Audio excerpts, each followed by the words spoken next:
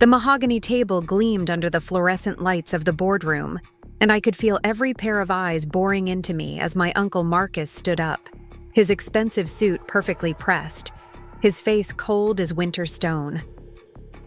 What happened next would shatter everything I thought I knew about family, loyalty, and the company that had been my second home for the past 8 years.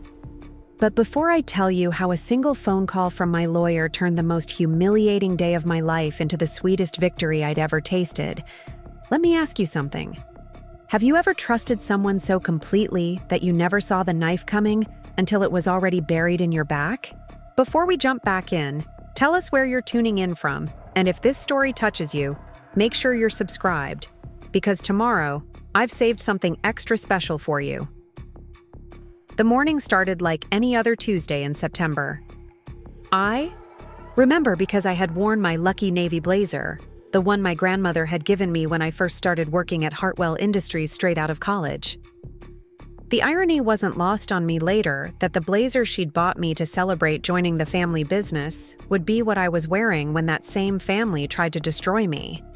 My name is Sarah Mitchell, and at 29, I had already spent nearly a third of my life dedicated to building something I believed would be my legacy. Hartwell Industries wasn't just any company to me.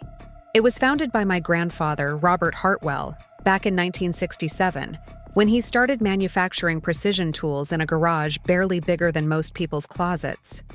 By the time I came along, it had grown into a multi-million-dollar operation with facilities across 3 states and contracts with some of the biggest names in aerospace and automotive industries. My Uncle Marcus had been running the company since my grandfather's stroke 5 years earlier. Marcus was my father's older brother, and growing up, I'd always looked up to him.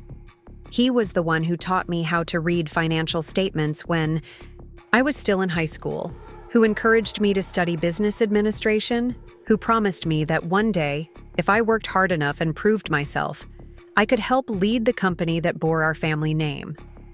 I started in the mailroom, despite having a business degree and despite being family. Marcus insisted I earn my way up, and honestly, I respected that. I wanted to prove that I deserved to be there, not just because I shared DNA with the founder.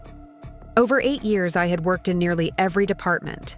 I understood the manufacturing process from the ground up.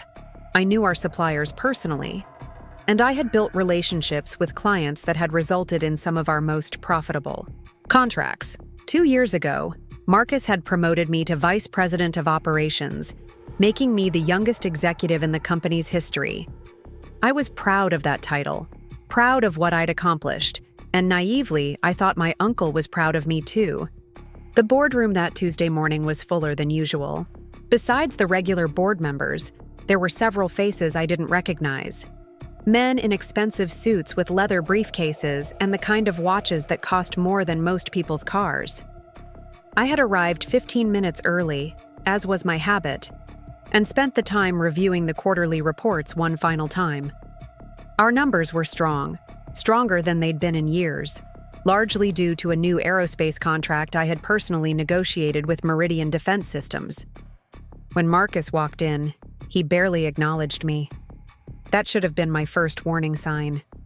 Usually, he'd nod in my direction, maybe make some small talk about the weather, or ask about my weekend. But that morning, his face was set in stone, and he moved with the kind of purposeful stride that suggested something significant was about to happen. The meeting began with the usual formalities. Financial reports were reviewed, production schedules were discussed, and I presented the latest updates on the Meridian contract, which was exceeding all projections. Several board members nodded approvingly, and I felt that familiar surge of satisfaction that came from knowing I was contributing something meaningful to the company my grandfather had built. Then Marcus stood up, and the temperature in the room seemed to drop by 10 degrees. He cleared his throat, that authoritative sound that commanded attention in any room. His steel gray eyes swept across the table, pausing briefly on me before moving on. When he spoke, his voice carried the weight of finality. Ladies and gentlemen, I've called this meeting to address some serious concerns that have come to my attention regarding the leadership structure of this company. He paused, letting the words hang in the air like smoke. Over the past several months, I've been conducting a thorough review of our operations, our personnel, and our future direction. I felt my stomach tighten. Something about his tone, the formal way he was speaking, the presence of those unfamiliar faces around the table, it all felt wrong. But I kept my expression neutral, my hands folded calmly in my lap, even as my heart began to race. It has become clear to me that certain individuals in leadership positions have been making decisions that are not in the best interests of this company or its shareholders. Marcus continued, his gaze now fixed directly on me. Decisions that show a fundamental lack of understanding of what it takes to run a business of this magnitude. The words hit me like a physical blow. I could feel the blood draining from my face, could sense the other board members shifting uncomfortably in their seats. Some were looking at me with what appeared to be pity, others with the kind of morbid curiosity people have when they witness a car accident. I wanted to speak, to ask what he was talking about, to defend myself against accusations I didn't even understand. But something in Marcus's posture, in the set of his jaw, told me that this wasn't a discussion. This was an execution. Furthermore, Marcus said, his voice growing stronger, more confident, I've discovered that certain contracts have been negotiated without proper board oversight, that financial decisions have been made unilaterally, and that the chain of command has been repeatedly violated. My mouth felt dry as sand. Every word he spoke was like another nail in a coffin I didn't even know was being built for me. The worst part was that I genuinely didn't know what he was referring to. Every major decision I'd made had been within my authority as VP of operations. Every contract I'd negotiated had been approved through proper channels. I had documentation for everything, records of every conversation, every email, every approval. But as I looked around the table, I realized that documentation might not matter. The board members who had been nodding approvingly at my presentation just minutes earlier were now avoiding eye contact. The strangers in expensive suits were taking notes, their expressions unreadable. For these reasons, Marcus continued, and I could swear I detected the faintest hint of satisfaction in his voice, I am recommending to this board that Sarah Mitchell be immediately removed from her position as Vice President of Operations and terminated from Hartwell Industries, effective today. The words echoed in my head like gunshots. Terminated. Removed. Effective today. I felt as if I was watching this happen to someone else, as if I was floating above the conference table looking down at a woman in a navy blazer whose world was crumbling around her. Several board members began murmuring among themselves, but their voices sounded distant, muffled, like I was hearing them through water. I tried to focus, tried to make sense of what was happening, but my mind felt sluggish, disconnected. Mr. Patterson, our longest-serving board member, and someone I'd always considered an ally, raised his hand. Marcus, these are serious allegations. Don't you think Sarah should have an opportunity to respond to these concerns before we make such a drastic decision? Marcus shook his head firmly. The evidence speaks for itself, Jim. We can't afford to let sentiment cloud our judgment. This company has been in my family for over 50 years, and I won't watch it be destroyed by inexperience and poor judgment, regardless of whose niece is responsible. The casual cruelty of that statement, the way he dismissed not just my work, but our relationship, our shared history, hit harder than any of the accusations. This wasn't just about business. This was personal. I finally found my voice, though it came out smaller than I intended. Uncle Marcus, I don't understand what you're referring to. Every decision I've made has been documented and approved. If there are specific concerns, I'd like the opportunity to address them. He looked at me then, really looked at me, and for just a moment I saw something flicker across his face. Was it regret? Guilt? But it was gone so quickly I might have imagined it. Sarah, he said, his voice softening just slightly. This isn't personal. It's business. You're a bright young woman with a lot of potential, but you're not ready for this level of responsibility. Perhaps in a few years, with more experience elsewhere, you'll be better equipped to contribute to a company like ours." The condescension in his tone made my cheeks burn. Not ready? I had spent 8 years proving myself, 8 years working, longer hours than anyone else in the building, 8 years building relationships and closing deals and contributing to the success of this company. How was I not ready? But before I could respond, Marcus was already moving forward with the formalities. He called for a vote, and one by one the board members raised their hands. Some hesitated, a few looked genuinely uncomfortable, but in the end, they all voted the same way. Even Mr. Patterson, who had asked for me to have a chance to respond, ultimately sided with Marcus. The motion passed unanimously. I was fired. The next few minutes passed in a blur.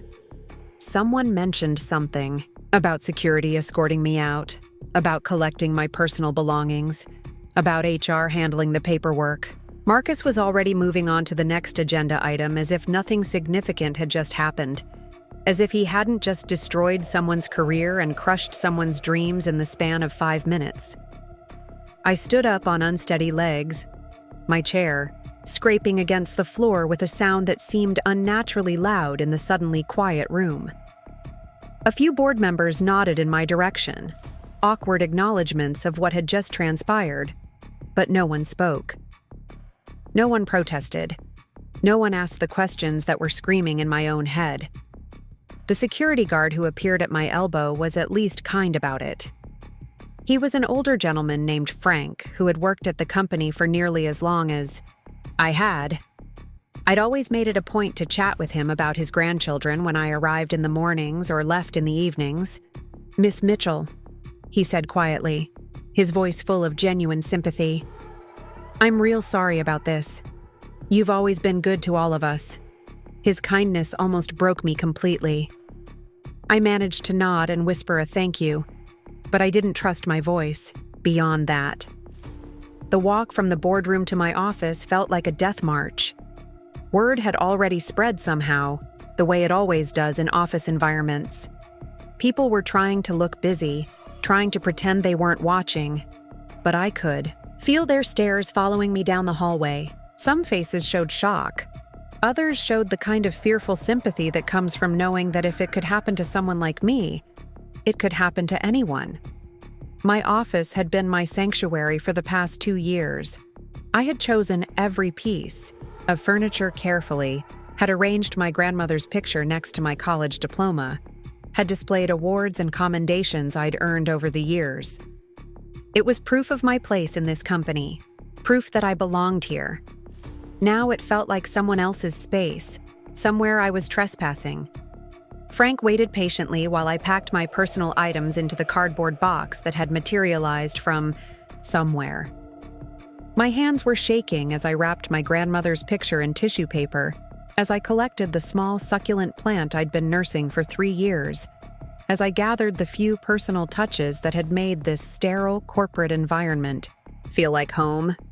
The hardest part was taking down the framed photo of my grandfather and me at the company's 40th anniversary celebration.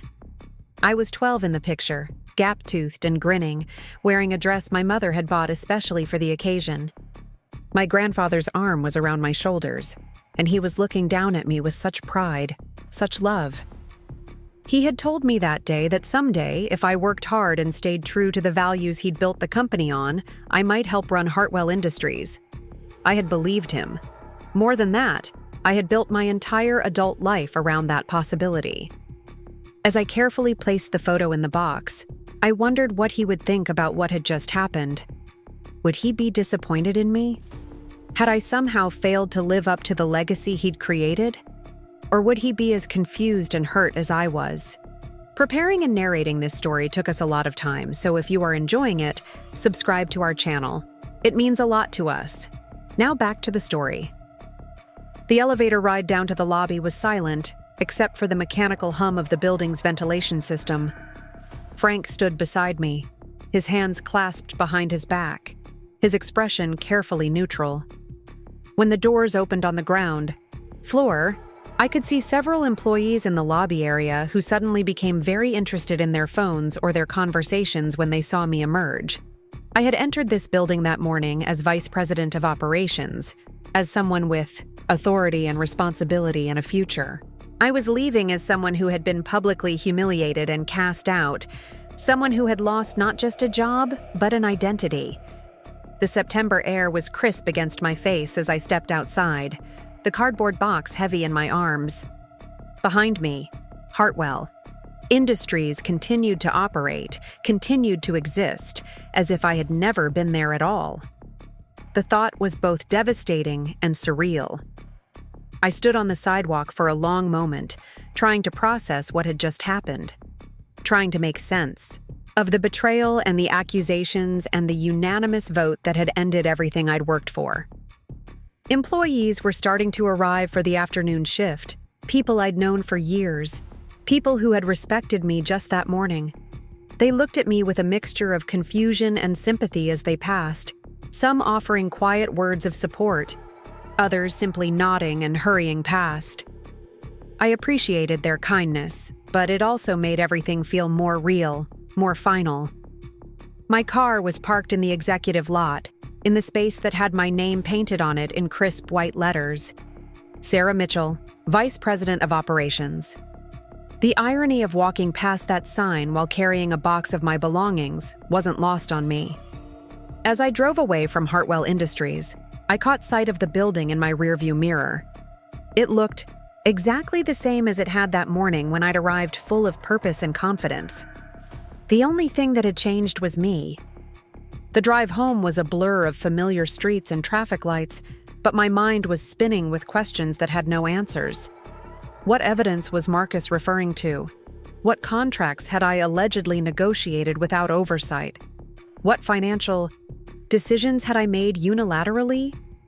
And most importantly, why hadn't he talked to me privately if he had concerns? Why the public humiliation? Why the unanimous board vote without giving me a real chance to defend myself? By the time I pulled into my driveway, the shock was beginning to wear off, replaced by something harder and more focused. Anger was too simple a word for what I was feeling. This was deeper than anger. This was the kind of cold fury that comes from being betrayed by someone you trusted completely. I sat in my car for several minutes, staring at my small but tidy house, the house I'd bought with my Hartwell Industries salary, the house I'd been so proud of because it represented everything I'd worked for. Now it felt like evidence of my naivety, my foolish belief that hard work and loyalty were enough. Inside, I set the cardboard box on my kitchen table and stared at it. 8 years of my life reduced to a few personal items and a handful of memories. It seemed impossibly small, impossibly insignificant. I made myself a cup of coffee with hands that were finally steady again and sat down to think. Marcus's behavior didn't make sense. Yes, he was demanding and sometimes difficult to work with, but he wasn't cruel. He wasn't the type to destroy someone's career on a whim. There had to be something else going on, something I wasn't seeing. I thought about the strangers in the boardroom, the men with expensive suits and leather briefcases. Who were they? Why were they there? And why had Marcus seemed so confident, so prepared, so certain that his motion would pass unanimously? The more I thought about it, the more convinced I became that this wasn't really about my performance or my decisions. This was about something bigger, something that had been planned and orchestrated and executed with precision. But what? And why? I was still sitting at my kitchen table, staring into my coffee cup and trying to make sense of the morning's events, when my phone rang. The caller ID showed a number I didn't recognize, and my first instinct was to let it go to voicemail.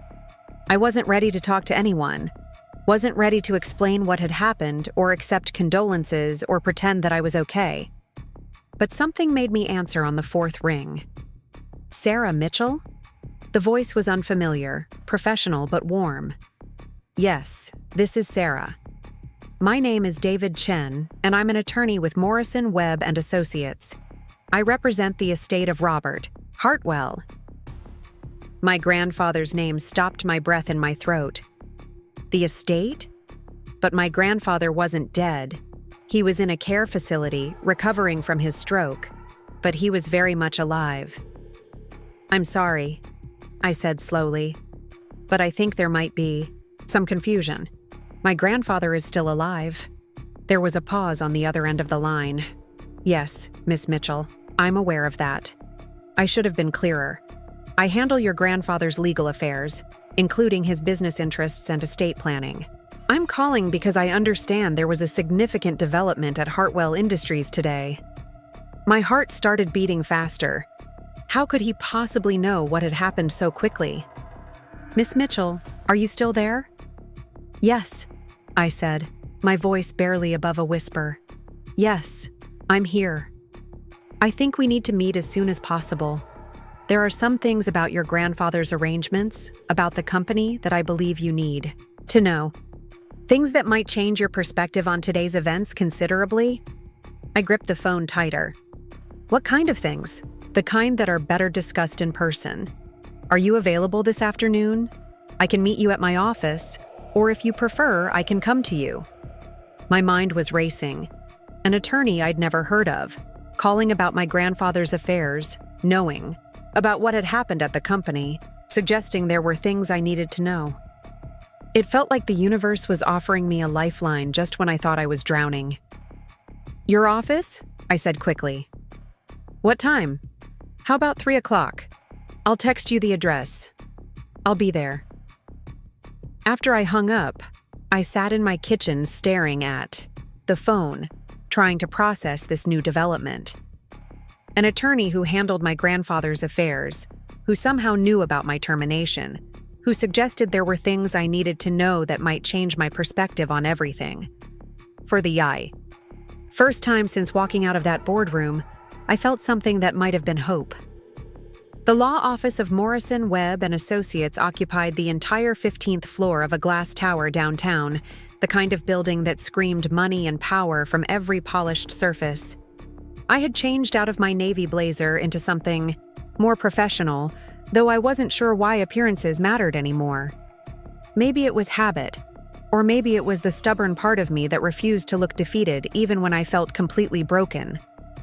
David Chen turned out to be younger than his voice had suggested, probably in his early 40s, with kind eyes behind wire-rimmed glasses and a firm handshake that conveyed both confidence and genuine warmth. His corner office overlooked the city, and I could see the Hartwell Industries building in the distance, a constant reminder of the morning's devastation. "Please, sit wherever you're comfortable," he said, gesturing to a seating area away from his imposing desk. "Can I get you anything? Coffee, water, tea?" "Coffee would be great," I replied, settling into a leather chair that probably cost more than most people's monthly salary. The normalcy of the gesture, the simple courtesy, helped steady my nerves slightly. He poured coffee from an expensive-looking machine in the corner, adding cream and sugar at my request, before settling into the chair across from me with his own cup and a thick manila folder. "Sarah, I want to start by saying how sorry I am about what happened today. I've known your grandfather for over 15 years, and I know how proud he's always been of your accomplishments at the company." My throat tightened at the mention of my grandfather's pride. "Thank you, though I'm not sure there's much left to be proud of after this morning." David set down his coffee cup and leaned forward slightly. "That's actually why I asked you here. There are aspects of your grandfather's business arrangements that I don't think you're aware of. Arrangements that make today's events particularly troubling from a legal standpoint." He opened the manila folder and pulled out several documents, spreading them across the coffee table between us. The papers looked official, heavy bond paper with embossed letterheads and multiple signatures. When your grandfather had his stroke 5 years ago, he was forced to make some difficult decisions about the future of Hartwell Industries. He couldn't actively run the company anymore, but he was also deeply concerned about preserving the legacy he'd built and ensuring the company remained in family hands.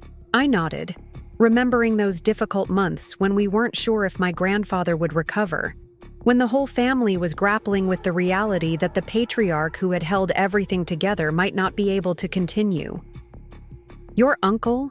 Marcus was the obvious choice to take over day-to-day operations, David continued. He had the experience, the business acumen, and the family connection. But your grandfather was also aware that Marcus could be, shall we say, impulsive in his decision-making. That was putting it mildly. Marcus had always been the type to make snap judgments, to trust his gut even when the data suggested otherwise.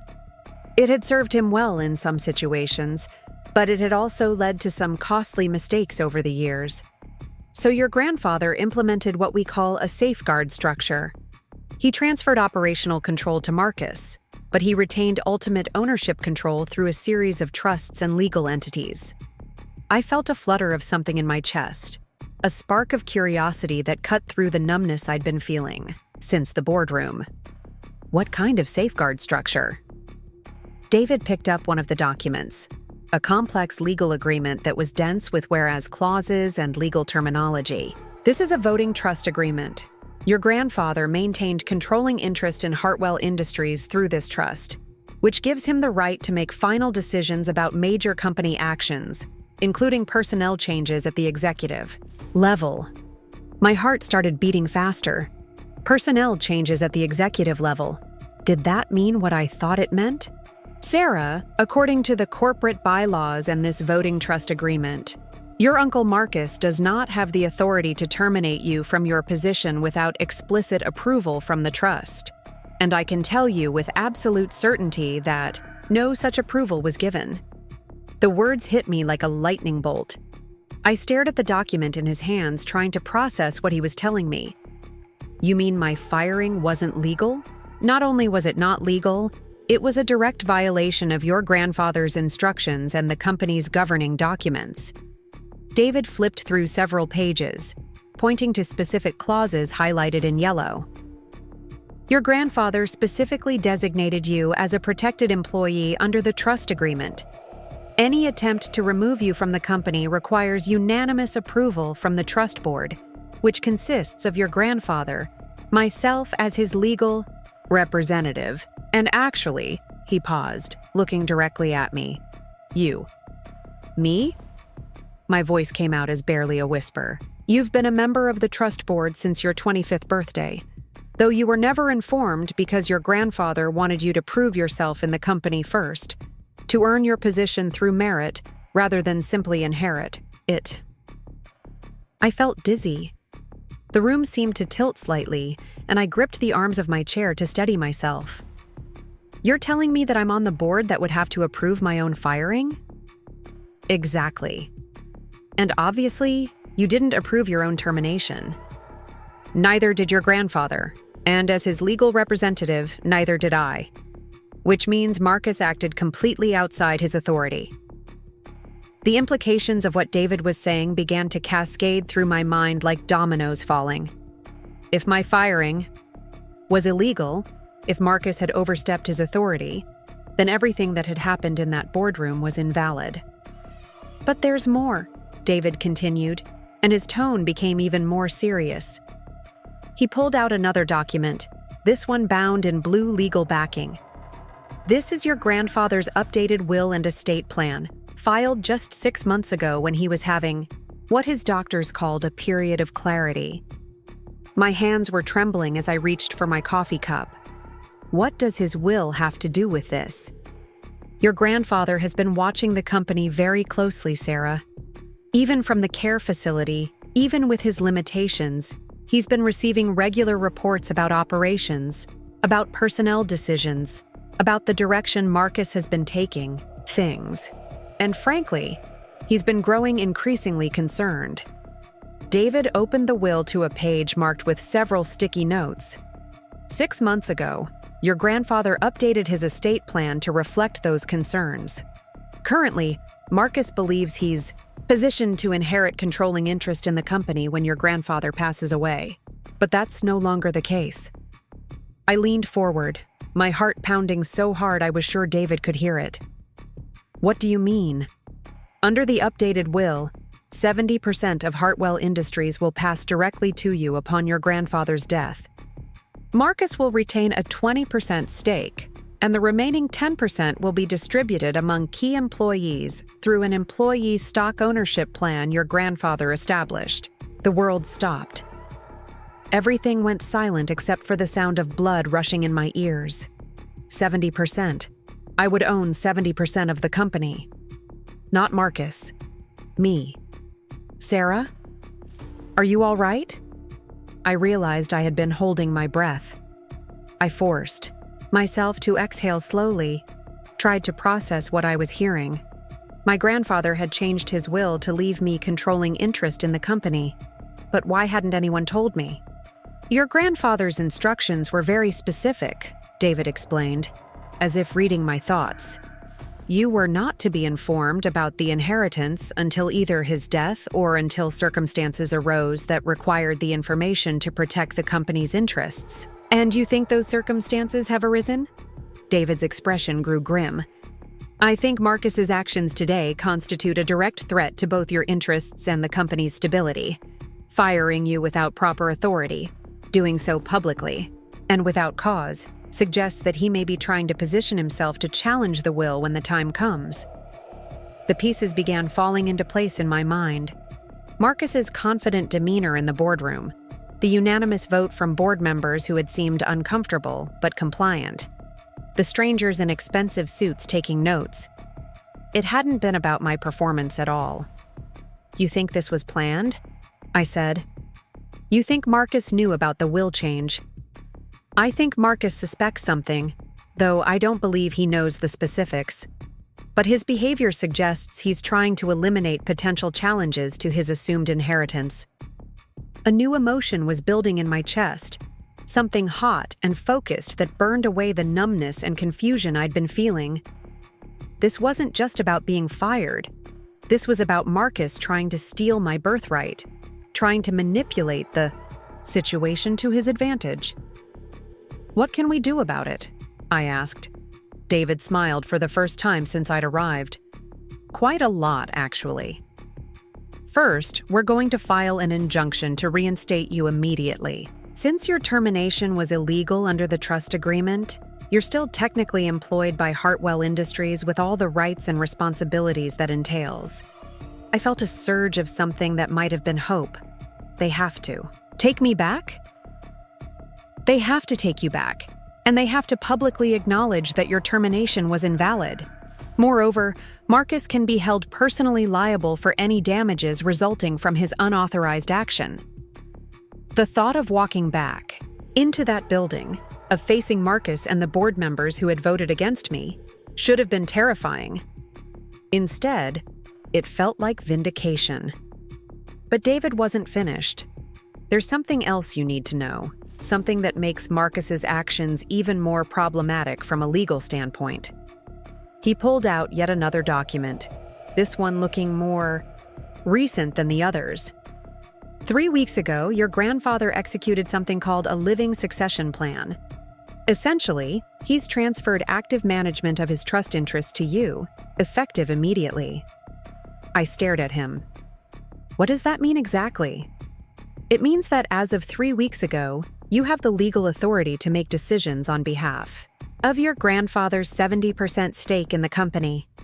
You're not just a future owner, Sarah. You're the current controlling shareholder. The magnitude of what he was telling me hit like a tsunami. I wasn't just an illegally fired employee. I was the person who actually controlled the company that had just fired me. Marcus doesn't know this, does he? No one knows except your grandfather, myself, and now you. Your grandfather wanted to see how things played out, wanted to see if Marcus would step up as a leader or if his concerns about your uncle's judgment were justified. I think we have our answer, I said, and for the first time all day, I felt something that might have been satisfaction. David nodded grimly. Your grandfather is going to be devastated when he learns what happened today. He specifically instructed Marcus to protect and mentor you, to prepare you for greater responsibility within the company. This is the exact opposite of what he wanted. The room fell silent as I tried to absorb everything David had told me. In the span of an hour, I had gone from being a disgraced former employee to being the secret controlling owner of the company that had destroyed my morning. It was almost too much to process. "What happens next?" I asked finally. "That depends on what you want to happen," David replied. "We have several options. We can file the injunction and force your immediate reinstatement. We can reveal your ownership position and demand Marcus's resignation. We can pursue both civil and criminal charges for his unauthorized actions. Or we can be more strategic about it." "What do you mean by strategic?" David leaned back in his chair, his expression thoughtful. "Marcus made his move publicly, dramatically, in front of the entire board. He clearly believed he had all the power, all the authority, all the control. What if we let him continue believing that for a little while longer?" I wasn't following. "You want me to stay fired? I want you to let Marcus think he's won while we prepare a response that will be far more devastating than anything he could imagine." Think about it, Sarah. He's revealed himself completely. He's shown the board, the employees, everyone exactly what kind of person he is when he thinks he has unchallenged power. The idea was intriguing, but also terrifying. "You're talking about some kind of trap." "I'm talking about giving Marcus enough rope to hang himself with. If we move too quickly, he might be able to spin this as a misunderstanding, a communication breakdown.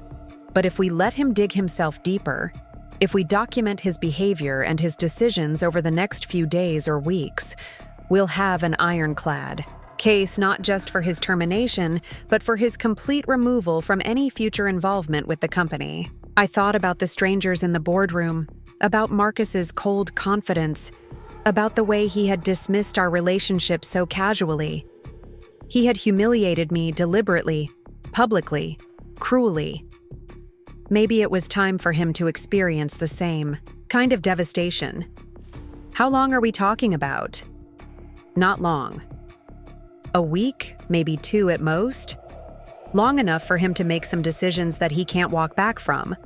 Long enough to document a pattern of behavior that justifies dramatic action. And in the meantime, I just what? Pretend to be devastated? Act like my career is over? In the meantime, you prepare. You review company documents that you now have a legal right to access. You meet with key employees who might be willing to share their concerns about Marcus's leadership. You build a case not just for your reinstatement, but for a complete change in management." The plan was audacious, risky, and appealing in a way that probably said something unflattering about my character. But after the humiliation of this morning, after being treated like an enemy by someone I had trusted and respected, the idea of turning the tables completely was incredibly tempting. "What about my grandfather? Shouldn't he be involved in this decision?" David nodded toward his phone. "I spoke with him right after I called you. He's furious, absolutely furious about what Marcus did. But he also agrees that a strategic response might be more effective than an immediate one. He wants to see Marcus's true character fully revealed before we act. So my grandfather knows what happened today. He knows everything. And Sarah, he wanted me to tell you something." I waited, my heart clenching with anticipation. "He said to tell you that he's proud of the woman you've become, that he's confident you'll handle this situation with the wisdom and strength he's always seen in you, and that it's time for you to claim your place as the true leader of Hartwell Industries." Tears stung my eyes, the first ones I'd allowed myself to shed all day. For 8 years, I had worked to make my grandfather proud, to prove myself worthy of the legacy he'd built. To know that he still believed in me, even after this morning's disaster, meant everything. I wiped my eyes with the back of my hand and straightened my shoulders.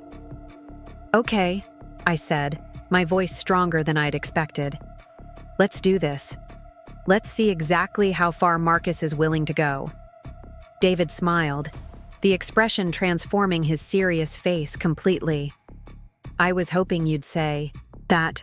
Now, there are some things we need to discuss about how to handle the next few days, some legal protections we need to put in place, and some documents you need to review. He handed me a key, small and brass and surprisingly heavy. This is to a safety deposit box downtown. Your grandfather has been maintaining files there, copies of everything related to the company that Marcus might not want you to see. Financial records, correspondence, board meeting minutes, employee complaints. Everything you need to understand. Exactly what's been happening at Hartwell Industries while you've been focused on your own responsibilities. I took the key, its weight feeling symbolic somehow. You're sure about this? You're sure we can make this work? Sarah, I've been practicing corporate law for 20 years, and I've never had a client with a stronger legal position than you have right now.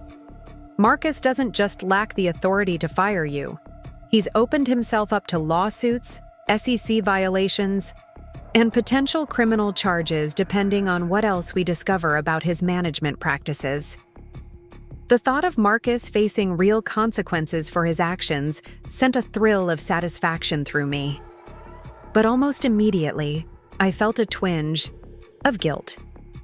This was my uncle, my father's brother, someone who had been part of my life since childhood. Was I really prepared to destroy him? David seemed to sense my hesitation. Sarah, I know this is family, and I know that makes it complicated. But remember what he did to you today. Remember how he treated you, how he dismissed your contributions, how he humiliated you in front of your colleagues and peers. That wasn't the action of someone who cares about family. He was right.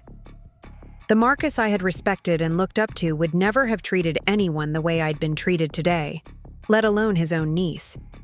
Whatever family loyalty I might have felt had been shattered the moment he stood up in that boardroom and called me unfit for leadership.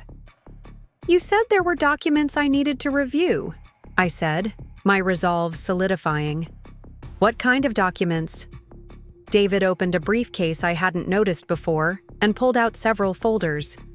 These are copies of board meeting minutes from the past 2 years.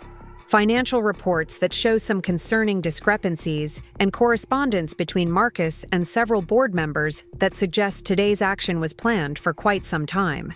Planned for quite some time. The words hit me like a physical blow. This wasn't a sudden decision based on my performance or some recent incident. This had been orchestrated, calculated, deliberate. How long has he been planning this? Based on the earliest correspondence I've found, at least 6 months. Possibly longer. 6 months. While I had been working late nights and weekends, while I had been building relationships with clients and closing deals, while I had been believing that I was contributing to my family's legacy, Marcus had been plotting my downfall. The betrayal felt fresh all over again, sharper somehow because now I understood its scope and duration. This wasn't a momentary lapse in judgment or a business decision gone wrong. This was a sustained campaign to eliminate me from the company. I want to see everything, I said, my voice hard. Every document, every email, every meeting minute. I want to understand exactly what he's been doing and why. David handed me the first folder. Start with this. These are the board meeting minutes from the past year. Pay particular attention to the discussions about succession planning and executive restructuring. You'll find some interesting insights into Marcus's thinking. I opened the folder and began reading, and with each page, my anger grew. The minutes revealed a pattern of subtle undermining, of questions about my competence and readiness, of suggestions that perhaps the company needed more experienced leadership. Marcus had been poisoning the well for months, carefully building a case against me with half-truths and innuendo. But more than that, the minutes revealed something else. Several board members had expressed concerns about Marcus's own leadership, style, his tendency toward authoritarian decision-making, his dismissal of input from other executives. The vote this morning hadn't been as unanimous in spirit as it had appeared. People had voted with Marcus out of fear or obligation, not out of genuine belief in his position. This is incredible, I murmured, flipping through page after page of documented evidence. How did you get access to all this? Your grandfather has been having someone compile this information for months. He's been growing increasingly concerned about Marcus's management style and his treatment of key personnel. Your firing today was just the final straw. I looked up from the documents. Someone has been spying on Marcus? Not spying exactly. More like documenting. Your grandfather still has allies within the company. People who've been keeping him informed about day-to-day operations. Long-term employees who remember what Hartwell Industries was like when he was running it, who are concerned about the direction Marcus has been taking things. The idea that there were people inside the company who might be willing to support me, who might have been watching and waiting for an opportunity to speak up, was both encouraging and sobering. It meant I wasn't as alone as I'd felt walking out of that building this morning. Who? I asked. Who's been reporting to my grandfather? David smiled mysteriously. You'll find out soon enough. But Sarah, you need to understand that you have more support within the company than you realize. Marcus's leadership style has made him some enemies, and his treatment of you today has only strengthened the resolve of people who've been quietly opposing him.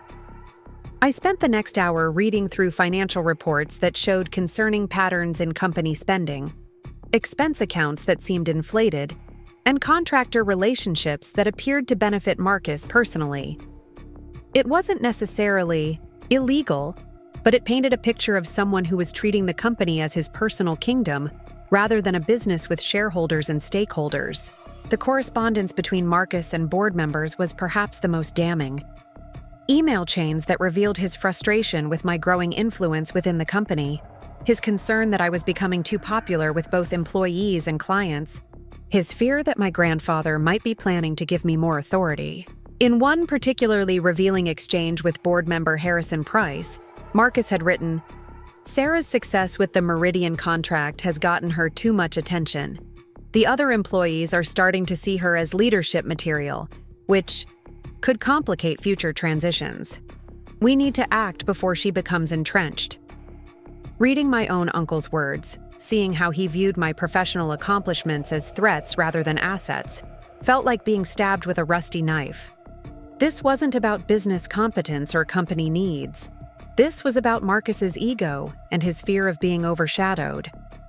By the time I finished reading through all the documents, the sun was setting outside David's office windows. The city lights were beginning to twinkle in the distance, and I could see the late shift workers in the Hartwell Industries building, people who were probably wondering what had happened to me, people who might be questioning whether their own jobs were secure under Marcus's increasingly autocratic leadership. So what's our timeline? I asked, closing the last folder. How do we want to handle the next few days? David pulled out a legal pad and began making notes. Tomorrow, Marcus will probably try to consolidate his position. He'll want to quickly fill your role, probably with someone he can control completely. He'll also likely try to spin today's events to minimize any negative impact on company morale. I nodded. That sounds like him. He's always been good at managing perception, which is exactly what we're counting on. While he's focused on perception management and damage control, we'll be gathering more evidence and building our case. I want you to visit that safety deposit box tomorrow morning. Review everything your grandfather has been collecting. Then, I want you to start reaching out to key employees, people you trust, people who might be willing to share their concerns about Marcus's leadership. The idea of contacting my former colleagues, of essentially asking them to choose sides in a family conflict, made me uncomfortable. But I also knew that if Marcus was truly damaging the company and its culture, those people deserved to have their voices heard. What about the legal side? The injunction and the ownership reveal? We'll file the paperwork for the injunction by end of business tomorrow, but we won't serve it immediately. I want to see how Marcus responds to having you out of the picture, what decisions he makes, who he brings in to replace you. The more questionable choices he makes, the stronger our case becomes. And if he does something that seriously damages the company, then we move immediately. Your grandfather didn't build Hartwell Industries over 50 years just to watch his son destroy it in a matter of weeks. But I don't think it will come to that. Marcus is predictable, and predictable people make predictable mistakes. As I prepared to leave David's office, my mind was already racing with plans and possibilities. The shock and devastation of the morning had been replaced by something much more powerful: determination, purpose, and perhaps most importantly, hope. "I'm going to need some time to process all this," I said, gathering the folders David was letting me take home. "But I want you to know that I'm committed to seeing this through, whatever it takes." David walked me to the elevator, his expression serious but encouraging. "Sarah, your grandfather chose you for a reason. Not just because you're family, but because you have the intelligence, the integrity, and the strength to lead Hartwell Industries into the future. Don't let Marcus's jealousy and insecurity make you doubt that for even a moment." As the elevator descended toward the lobby, I thought about the safety deposit box key in my purse, about the documents I would review tomorrow, about the conversations I would need to have with people who had witnessed my humiliation, but might also be willing to support my return. Marcus thought he had won today. He thought he had eliminated a threat to his authority and secured his position as the unchallenged leader of Hartwell Industries. But he had no idea what he had actually done. He had awakened something in me that had been dormant, something that combined my grandfather's business instincts with my own determination and my intimate knowledge of the company's operations. Tomorrow, the real work would begin. Tomorrow, I would start building the case that would not only restore my position, but transform the entire leadership structure of Hartwell Industries. Marcus had taught me a valuable lesson today about the dangers of unchecked power and family betrayal. I was about to teach him a lesson in return. The safety deposit box sat in the bowels of First National Bank like a buried treasure chest, and as I turned the key David had given me, I wondered if Pandora had felt this same mixture of anticipation and dread. The metal drawer slid out with a whisper, revealing file folders so thick they barely fit in the narrow space. My grandfather had been busy, more busy than I could have imagined. The first folder contained financial records that made my blood run cold. Marcus hadn't just been making questionable decisions. He had been systematically bleeding the company dry through a network of shell companies and inflated contracts. $300,000 to a consulting firm that existed only on paper. $500,000 in emergency repairs to facilities that showed no signs of the damage supposedly fixed.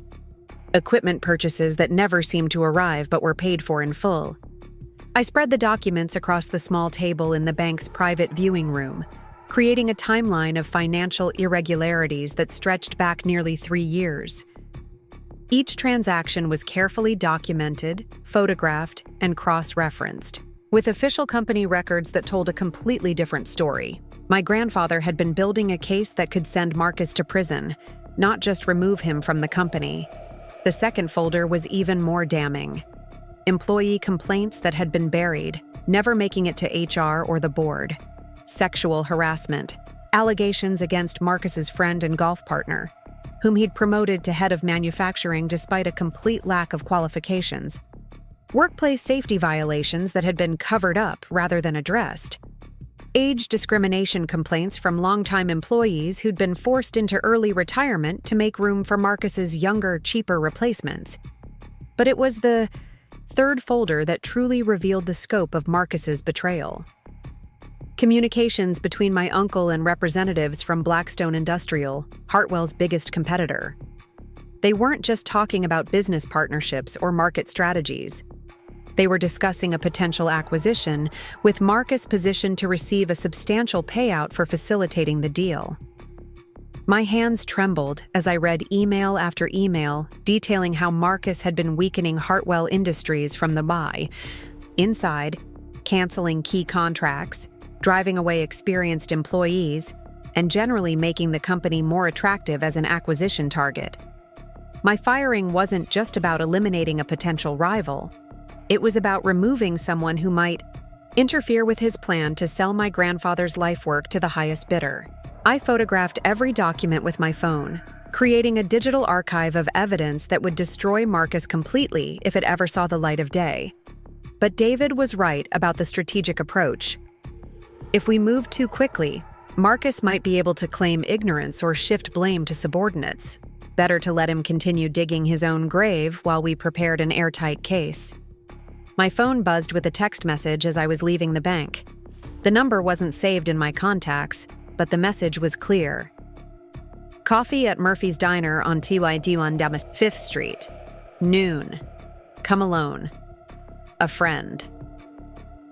Murphy's Diner was the kind of place that had been serving the same menu for 40 years, where the coffee was strong enough to strip paint, and the waitresses called everyone honey, regardless of age or gender.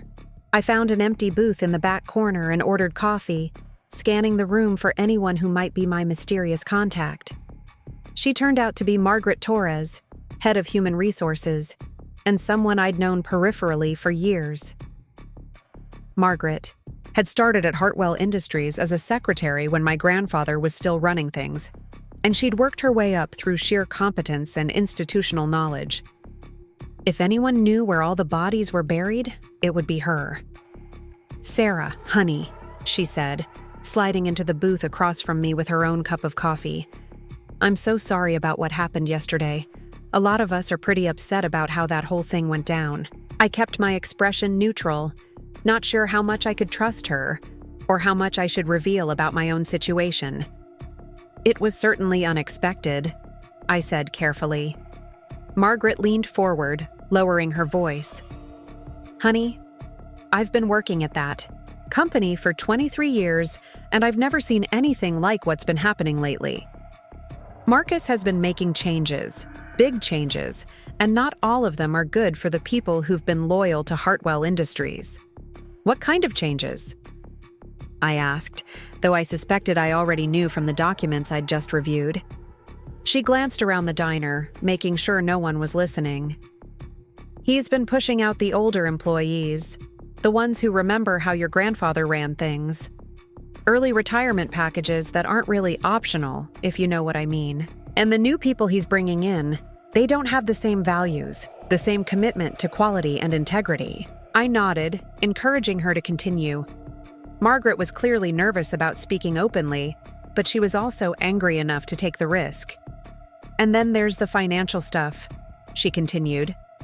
"I don't handle the books directly, but I see the reports that come through my office for employee-related expenses, training programs that never happen, consultant fees for services nobody can explain, equipment purchases that seem way over market value." My heart rate picked up. She was describing exactly what I'd seen in my grandfather's files, but from the perspective of someone who was witnessing it firsthand. "Margaret, why are you telling me this?" I asked. "Why reach out to me now?" She was quiet for a long moment, stirring sugar into her coffee with more force than necessary. "Because your grandfather was a good man who built something worth preserving. And because what Marcus did to you yesterday wasn't about your performance or your qualifications. It was about eliminating someone who might ask uncomfortable questions about what he's been doing." I chose my words carefully.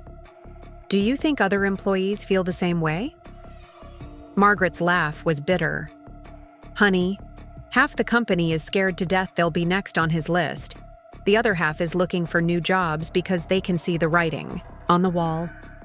Morale is in the toilet, and productivity is starting to suffer because nobody knows if they'll have a job next month." This was valuable information, confirmation that Marcus's leadership was damaging the company in ways that went far beyond financial irregularities. But I needed to know more about the internal dynamics, about who might be willing to speak up if the opportunity arose. "What about the board?" I asked. "How do they really feel about what's happening?" Margaret's expression darkened. "Most of them are scared of Marcus, to be honest. He's made it clear that loyalty to him is the only thing that matters, and disloyalty has consequences.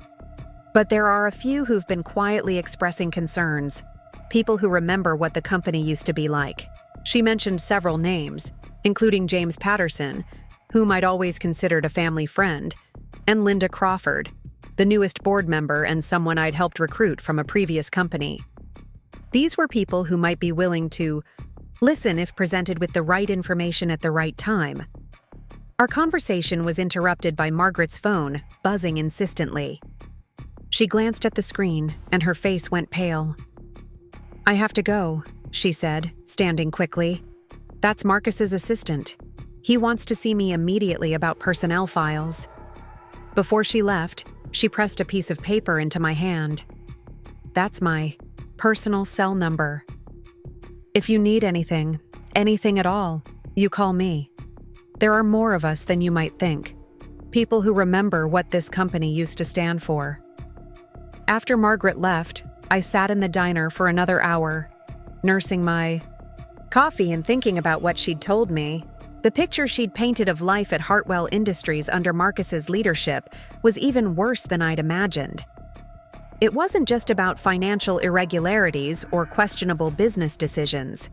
It was about a toxic culture that was driving way good people and destroying the legacy my grandfather had spent his life building.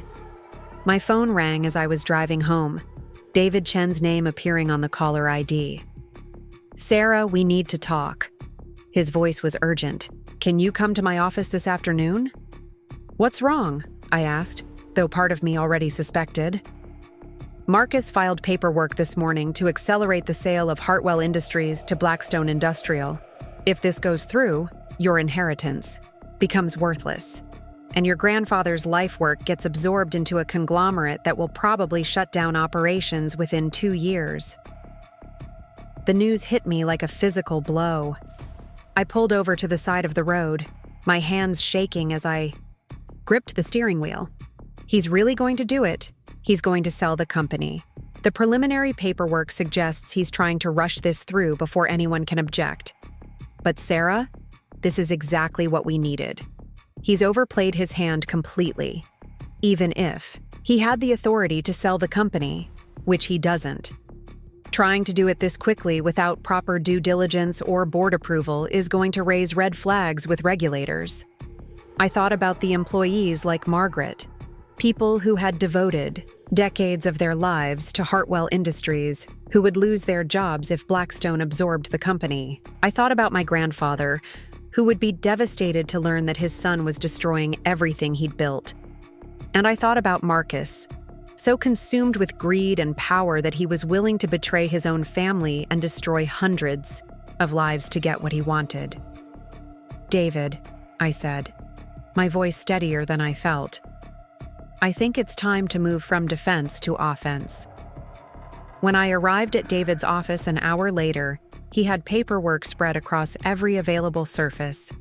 Legal briefs, corporate filings, injunction requests, and what looked like criminal referral forms.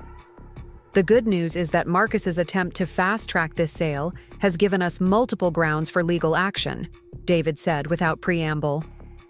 Breach of fiduciary duty, violation of corporate governance requirements, and potentially securities fraud if he's been misrepresenting the company's financial condition to potential buyers. "What's the bad news?" I asked, though I wasn't sure I wanted to hear it. "The bad news is that once this sale process is officially underway, it becomes much harder to stop, even with your controlling interest. Blackstone has resources and lawyers, and they'll fight any attempt to block a deal they've already invested time and money in pursuing." I settled into the chair across from his desk, my mind racing through possibilities and consequences. "How long do we have?" Based on the paperwork Marcus filed, he's trying to have the sale completed within 30 days, which means we need to act within the next few days if we want to stop this completely rather than fight it in court for months or years. The timeline was aggressive, but it also played to our advantage. Marcus was moving so quickly that he was bound to make mistakes, and mistakes we could exploit. "I've been thinking about our conversation yesterday, about letting Marcus dig himself deeper," I said. "But this changes things. We can't let him actually sell the company just to prove a point." David nodded. "Agreed. So here's what I propose. Tomorrow morning, we file injunctions to stop the sale and to reinstate you as VP of Operations. We simultaneously reveal your controlling ownership through the trust arrangements and demand an emergency board meeting to address Marcus's unauthorized actions. It was a nuclear option, one that would end any possibility of a subtle or gradual resolution. But Marcus had forced our hand by trying to sell the company. Sometimes the only way to stop a runaway train was to blow up the tracks. What about my grandfather? Does he know about the sale attempt? I spoke with him this morning. Sarah, I've never heard him so angry. He wants Marcus removed immediately, permanently, and he wants you to take over active management of the company while he retains advisory oversight. The weight of that responsibility hit me like an avalanche. Taking over as head of Hartwell Industries wasn't something I'd planned for, at least not so soon. But with Marcus's betrayal and the threat of the Blackstone sale, there might not be a choice. Am I ready for that? I asked, more to myself than to David. Your grandfather seems to think you are. And honestly, after what Marcus has done to the company over the past few years, almost anyone would be an improvement. That evening, I drove to the care facility where my grandfather lived, needing to see him in person before we launched what amounted to a corporate civil war. Sunset Manor was a pleasant enough place, with well-maintained gardens and a staff that genuinely seemed to care about the residents. But it was still heartbreaking to see the man who had once commanded boardrooms and manufacturing floors now confined to a wheelchair in a small room that smelled of antiseptic and institutional food. My grandfather's stroke had affected his speech and mobility, but his mind remained sharp, his eyes alert and intelligent. When I walked into his room, he smiled with genuine joy, reaching out with his good hand to grasp mine. "Sarah, sweetheart," he said, his words slightly slurred but understandable. "I've been waiting for you." I pulled a chair close to his wheelchair and took his hand in both of mine. It felt fragile, papery, but his grip was still surprisingly strong. "Grandpa, I'm so sorry about everything that's happened. I feel like I've let you down, let the company down." He shook his head emphatically. "No, sweetheart, you didn't let anyone down. Marcus did. He let me down, he let the company down, and most importantly, he let you down." We sat in comfortable silence for a moment, and I could see him gathering his strength to say what he needed to say. "I built that company for the family, Sarah. For the next generation. I always hoped it would be you who carried it forward, even when you were a little girl following me around the factory floor, asking a million questions about everything. I remembered those childhood visits. Remembered feeling like the factory was a magical place where raw materials were transformed into precision tools through some combination of science and art. I'd been fascinated by every aspect of the operation, from the initial design process to the final quality control checks. Marcus was supposed to be a caretaker, my grandfather continued. Someone to keep things running until you were ready to take over. But he got confused about his role, started thinking the company belonged to him instead of the family. I squeezed his hand gently. Grandpa David told me about the will, about the ownership arrangements. I had no idea. I wanted you to earn your place first, to prove to yourself and everyone else that you belonged there. And you did, sweetheart. You earned every promotion, every responsibility, every bit of respect you gained at that company. His words meant more to me than any board resolution or legal document ever could. This was the validation I'd been seeking for 8 years. The confirmation that my work had mattered, that I had proven myself worthy of the legacy he'd built. But now Marcus is trying to sell everything, I said. David says we can stop him, but it's going to be complicated. My grandfather's expression hardened. Then we stop him. Whatever it takes, however complicated it gets, we stop him. That company represents 50 years of my life, Sarah.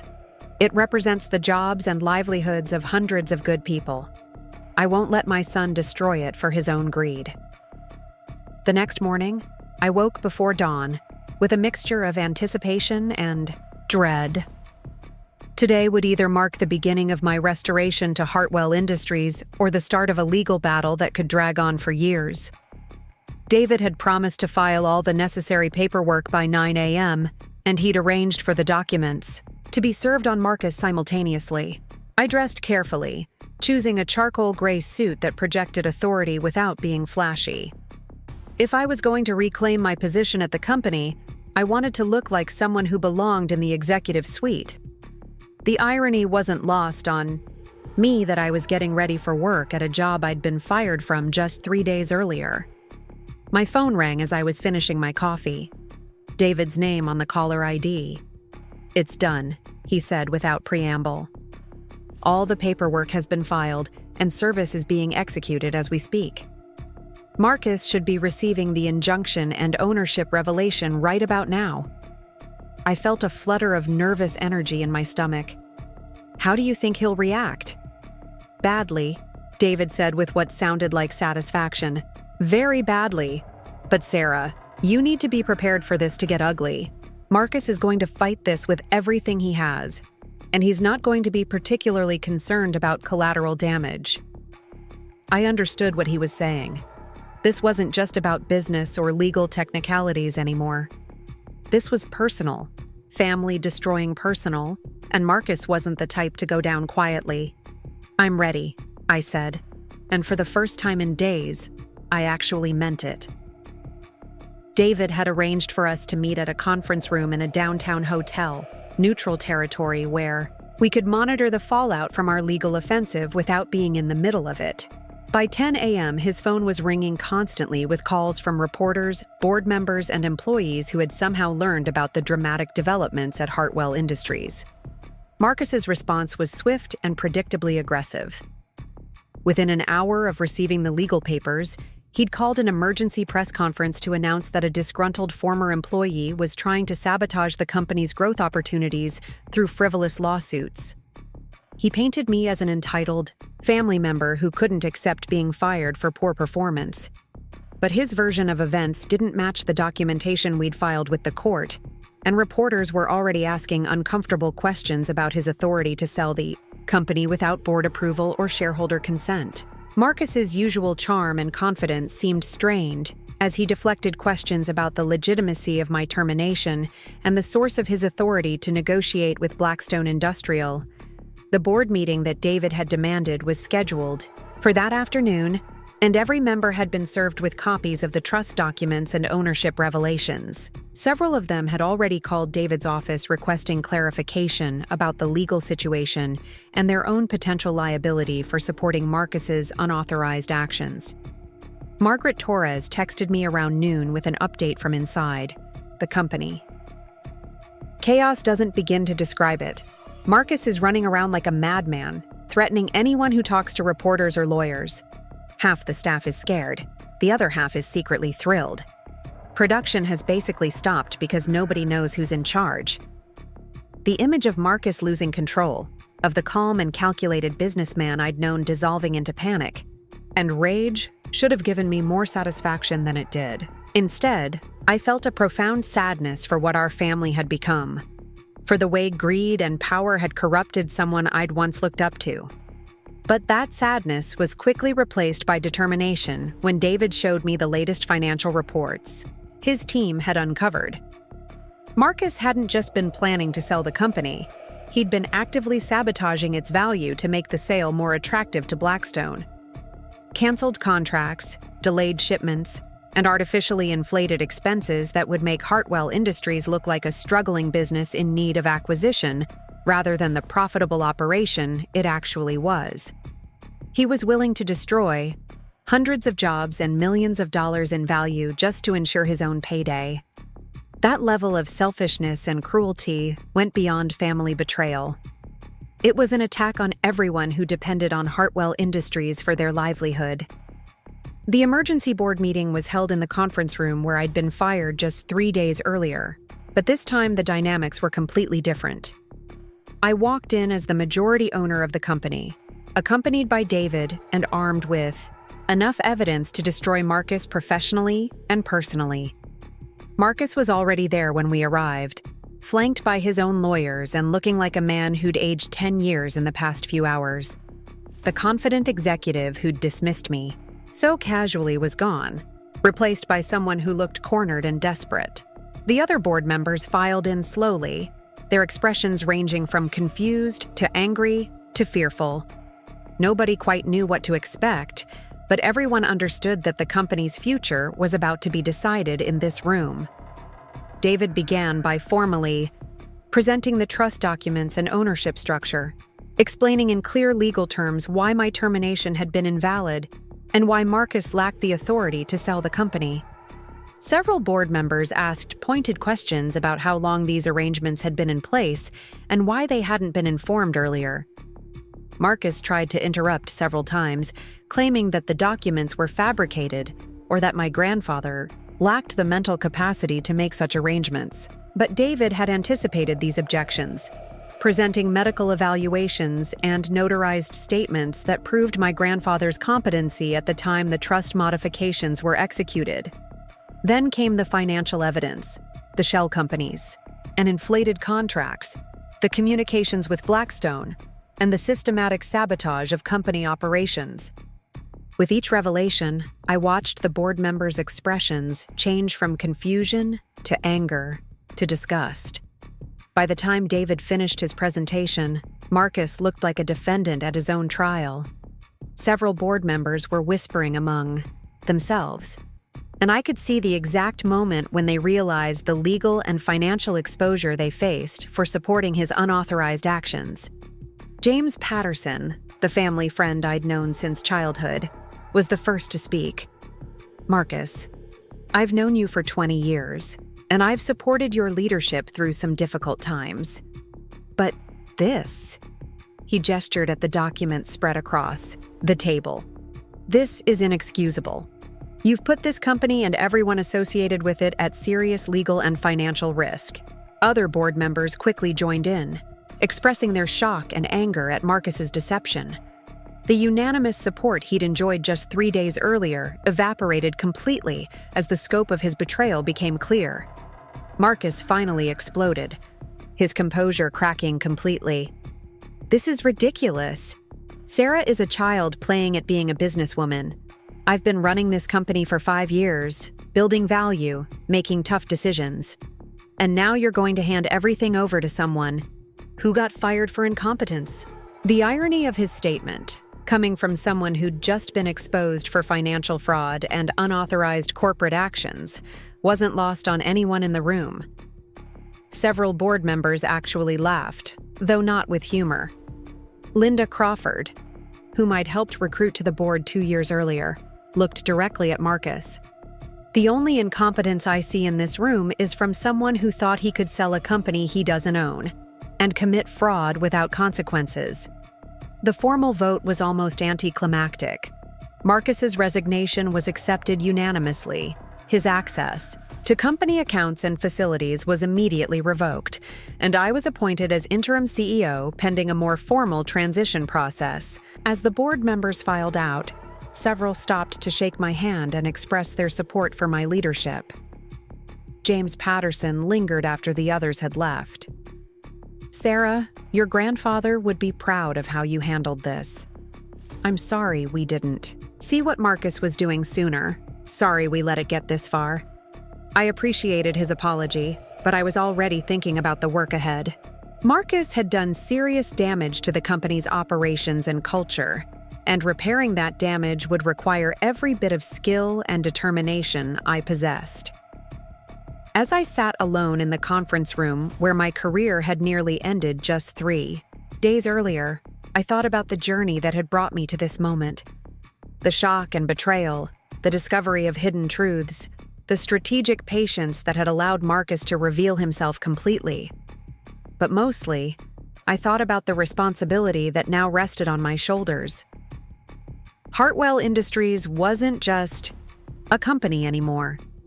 It was a trust placed in my hands by my grandfather, a legacy that hundreds of employees and their families depended on, and a test of whether I truly had what it took to lead. Outside the conference room windows, I could see The factory floor where my grandfather had started with nothing but determination and a vision.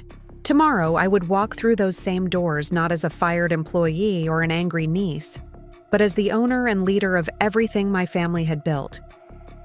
Marcus had taught me valuable lessons about power and betrayal, and the importance of looking beyond the surface of people's motivations. Now it was time to put those lessons to use, to heal the damage he'd caused, and to prove that my grandfather's faith in me had been justified. The real work was just beginning. Walking through the front doors of Hartwell Industries as the new CEO felt like stepping into a parallel universe where everything looked familiar, but operated under completely different rules. The same security guard who had escorted me out just 4 days earlier now nodded respectfully and wished me good morning. The same receptionist who had watched my humiliation with barely concealed pity now stood to greet me with genuine enthusiasm. The transformation in people's demeanor was remarkable, but I knew it had less to do with my new title and more to do with the relief everyone felt at Marcus's removal. Word had spread quickly through the company about his fraudulent activities and attempted sale to Blackstone, and employees who had been walking on eggshells for months were finally able to breathe freely again. My first official act as CEO was to call an all-hands meeting in the main assembly area, the same space where my grandfather had once gathered workers to announce new contracts or celebrate company milestones. As I stood on the raised platform, looking out at faces both familiar and new, I felt the weight of their expectations and their hopes for what Hartwell Industries could become under different leadership. I know the past few days have been confusing and frightening for many of you, I began, my voice carrying clearly through the space without need for amplification. I want to be completely transparent about what happened, what it means for our company, and what we're going to do to move forward together. I explained Marcus's unauthorized actions without going into the more sordid details of his financial crimes, focusing instead on the fact that his attempts to sell the company had been stopped permanently. I assured them that their jobs were secure, that the contracts Marcus had canceled would be restored wherever possible, and that the toxic culture of fear and favoritism he had fostered would end immediately. But most importantly, I wanted them to understand that this wasn't just about changing leadership. This was about returning to the values and principles that had made Hartwell Industries successful in the first place: respect for employees, commitment to quality, and the understanding that our success depended on everyone working together toward common goals. The response was overwhelmingly positive. Applause that started tentatively in the back rows grew stronger as it moved forward, and I could see relief and hope in faces that had looked strained and worried for too long. After the formal meeting ended, dozens of employees approached me, individually to express their support and to share their concerns about various aspects of company operations. Margaret Torres was among the first to find me after the meeting, her face beaming with satisfaction. "Sarah, honey, I haven't seen morale this high in years. People are actually excited to come to work again. But the real test of my leadership wouldn't be measured in employee enthusiasm or even in restored morale. It would be measured in our ability to repair the operational and financial damage Marcus had caused while positioning the company for sustainable growth. That meant diving deep into every aspect of the business to understand exactly what we were dealing with. The financial audit I commissioned revealed problems that were even worse than I had initially suspected. Marcus hadn't just been skimming money through shell companies and inflated contracts.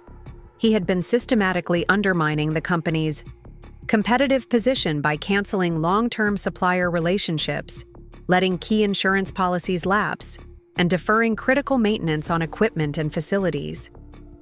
The Meridian Defense Systems contract that had been such a source of pride for me was hanging by a thread because Marcus had failed to deliver promised components on schedule.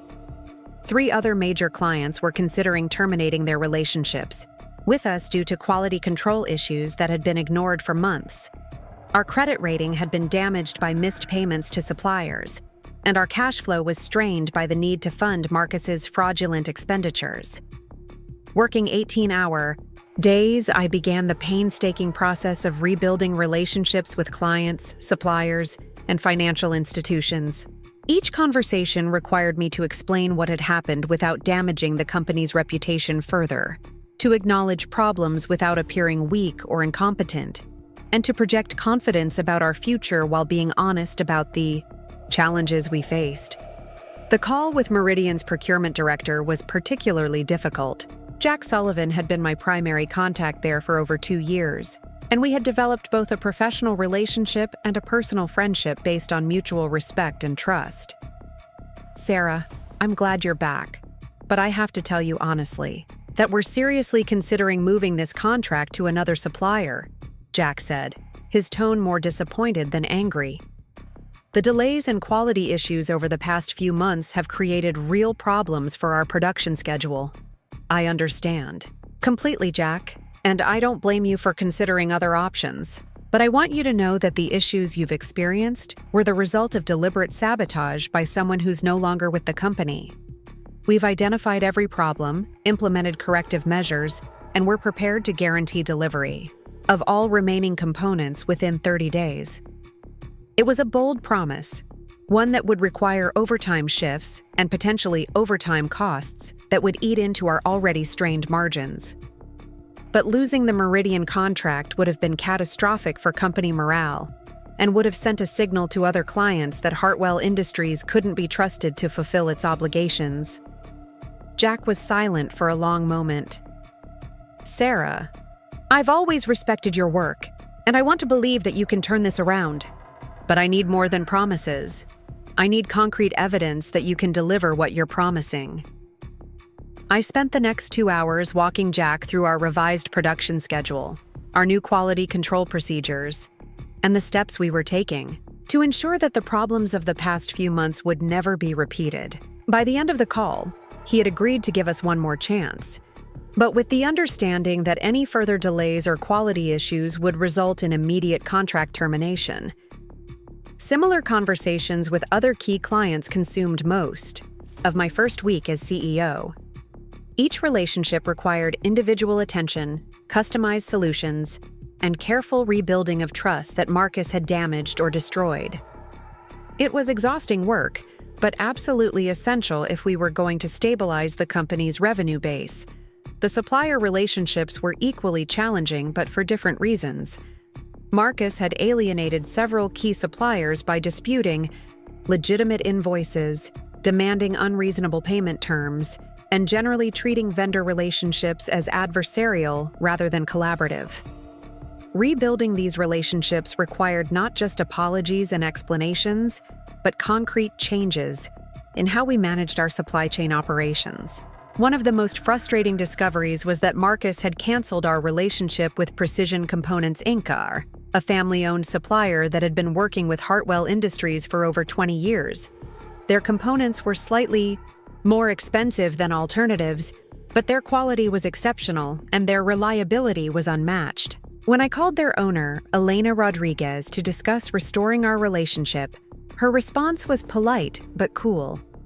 "Ms. Mitchell, I appreciate you reaching out, but your company terminated our contract with no notice and refused to pay for components. We had already manufactured to your specifications.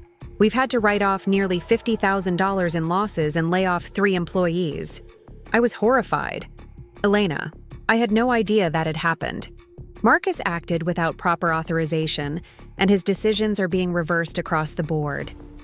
Not only do I want to restore our relationship, but I want to pay you for those components that were rejected and provide some compensation for the losses you incurred. The conversation that followed was one of the most satisfying of my first week as CEO. By the end of our call, Elena had agreed to resume supplying components to us, and I had arranged for immediate payment of all outstanding invoices, plus a settlement that would allow her to rehire the employees who had been laid off due to Marcus's actions. But perhaps the most challenging aspect of my new role was dealing with the internal cultural changes that needed to happen. Marcus's leadership style had created an environment where people were afraid to speak up about problems, where information was hoarded rather than shared, and where loyalty to the boss was valued more than competence or integrity. Changing that culture required more than just policy announcements or mission statement revisions. It required demonstrating through actions that different behavior would be rewarded and that the fear-based management style of the past was truly over. My first opportunity to prove this came when Linda Harrison, a quality control supervisor, requested a private meeting to discuss what she called a serious safety concern.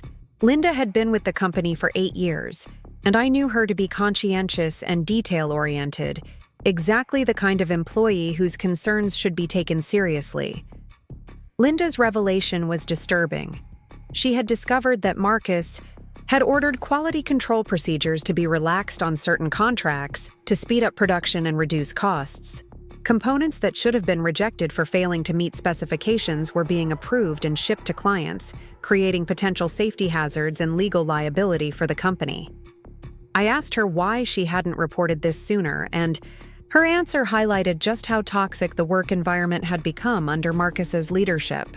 She had tried to raise concerns through proper channels, but her immediate supervisor had told her that Marcus didn't want to hear about quality control issues that would slow down production or increase costs.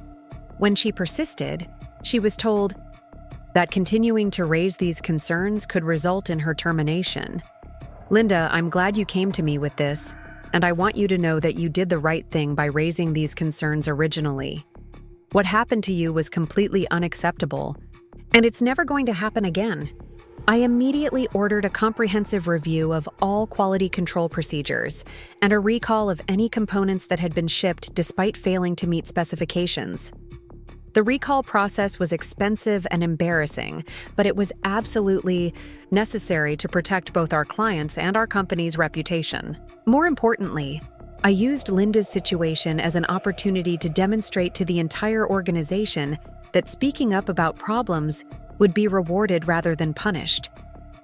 I promoted Linda to head of quality assurance and gave her direct reporting authority to me, ensuring that quality concerns would never again be buried or ignored.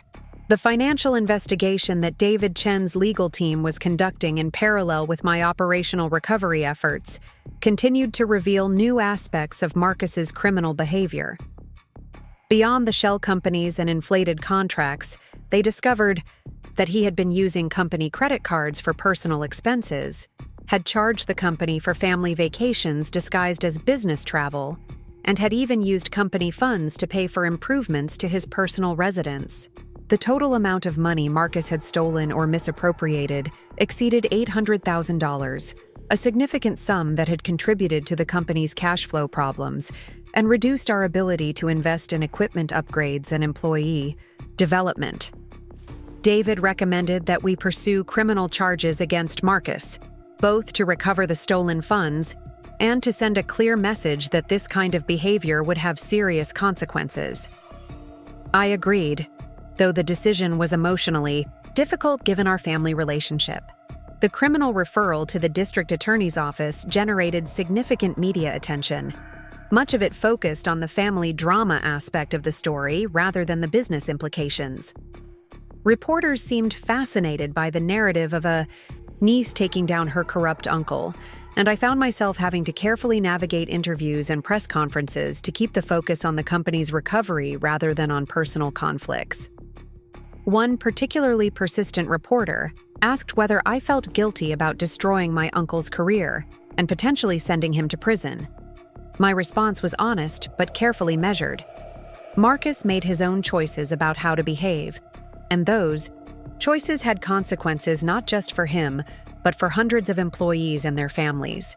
My responsibility is to the company and its stakeholders, not to protecting someone who betrayed their trust. The most rewarding aspect of my first month as CEO was seeing the gradual transformation in employee morale and performance. People who had been going through the motions under Marcus's leadership began taking initiative and pride in their work again. Productivity increased, quality problems decreased, and the general atmosphere in the building became noticeably more positive and collaborative. Margaret Torres provided regular updates on employee sentiment through informal conversations and feedback sessions. People are actually staying late because they want to finish projects, not because they're afraid of being criticized for leaving on time, she reported. And I'm seeing collaboration between departments that hasn't existed in years. The turnaround wasn't immediate or universal. Some employees who had been promoted based on their loyalty to Marcus rather than their competence struggled to adapt to higher performance expectations. A few chose to leave the company rather than adjust to the new culture, and in some cases, I had to make the difficult decision to terminate people whose behavior was incompatible with the values we were trying to establish. But overall, the transformation was remarkable. Within 6 weeks of Marcus's removal, we had restored all of the contracts he had canceled, implemented new quality control procedures that exceeded industry standards, and begun developing new business relationships that would position us for sustainable growth. The Meridian contract that had been in jeopardy was not only saved but expanded when Jack Sullivan was so impressed with our recovery that he recommended us for additional projects within his company. The trust and confidence we rebuilt with that one client became a foundation for expanding our relationship with other defense contractors who valued reliability and quality over lowest cost bidding. Perhaps most importantly, we began investing in our employees again through training programs, equipment upgrades, and benefit improvements that had been eliminated or deferred under Marcus's cost-cutting initiatives. These investments paid immediate dividends in terms of employee retention, skill development, and overall operational efficiency. The legal proceedings against Marcus moved forward steadily, though his attorneys attempted various delay tactics and technical challenges to the charges. David assured me that the evidence against him was overwhelming and that conviction was virtually certain, but the process would likely take months to complete. In the meantime, Marcus made several attempts to contact me directly, leaving voicemails that ranged from apologetic to threatening to desperately pleading. I chose not to respond to any of these communications on David's advice, but hearing his voice deteriorate from confident authority to desperate panic was both satisfying and deeply sad. The most difficult call came from my father, Marcus's younger brother, who had been caught completely off guard by the revelations about his brother's criminal behavior. Dad had always looked up to Marcus, had trusted him implicitly, and was struggling to reconcile the brother he thought he knew with the evidence of fraud and betrayal. "Sarah, I know what Marcus did was wrong, but he's still family," my father said during a particularly emotional conversation. "Is there any way to handle this without destroying him completely?" I understood my father's conflict, but I also knew that showing mercy to Marcus would send the wrong message to employees, clients, and other stakeholders who were watching to see whether the new leadership would truly be different from the old. "Dad, I wish there was another way, but Marcus stole hundreds of thousands of dollars and nearly destroyed a company that employs over 300 people. If I don't hold him accountable, how can anyone trust that I'll hold others accountable when they make mistakes or poor decisions?"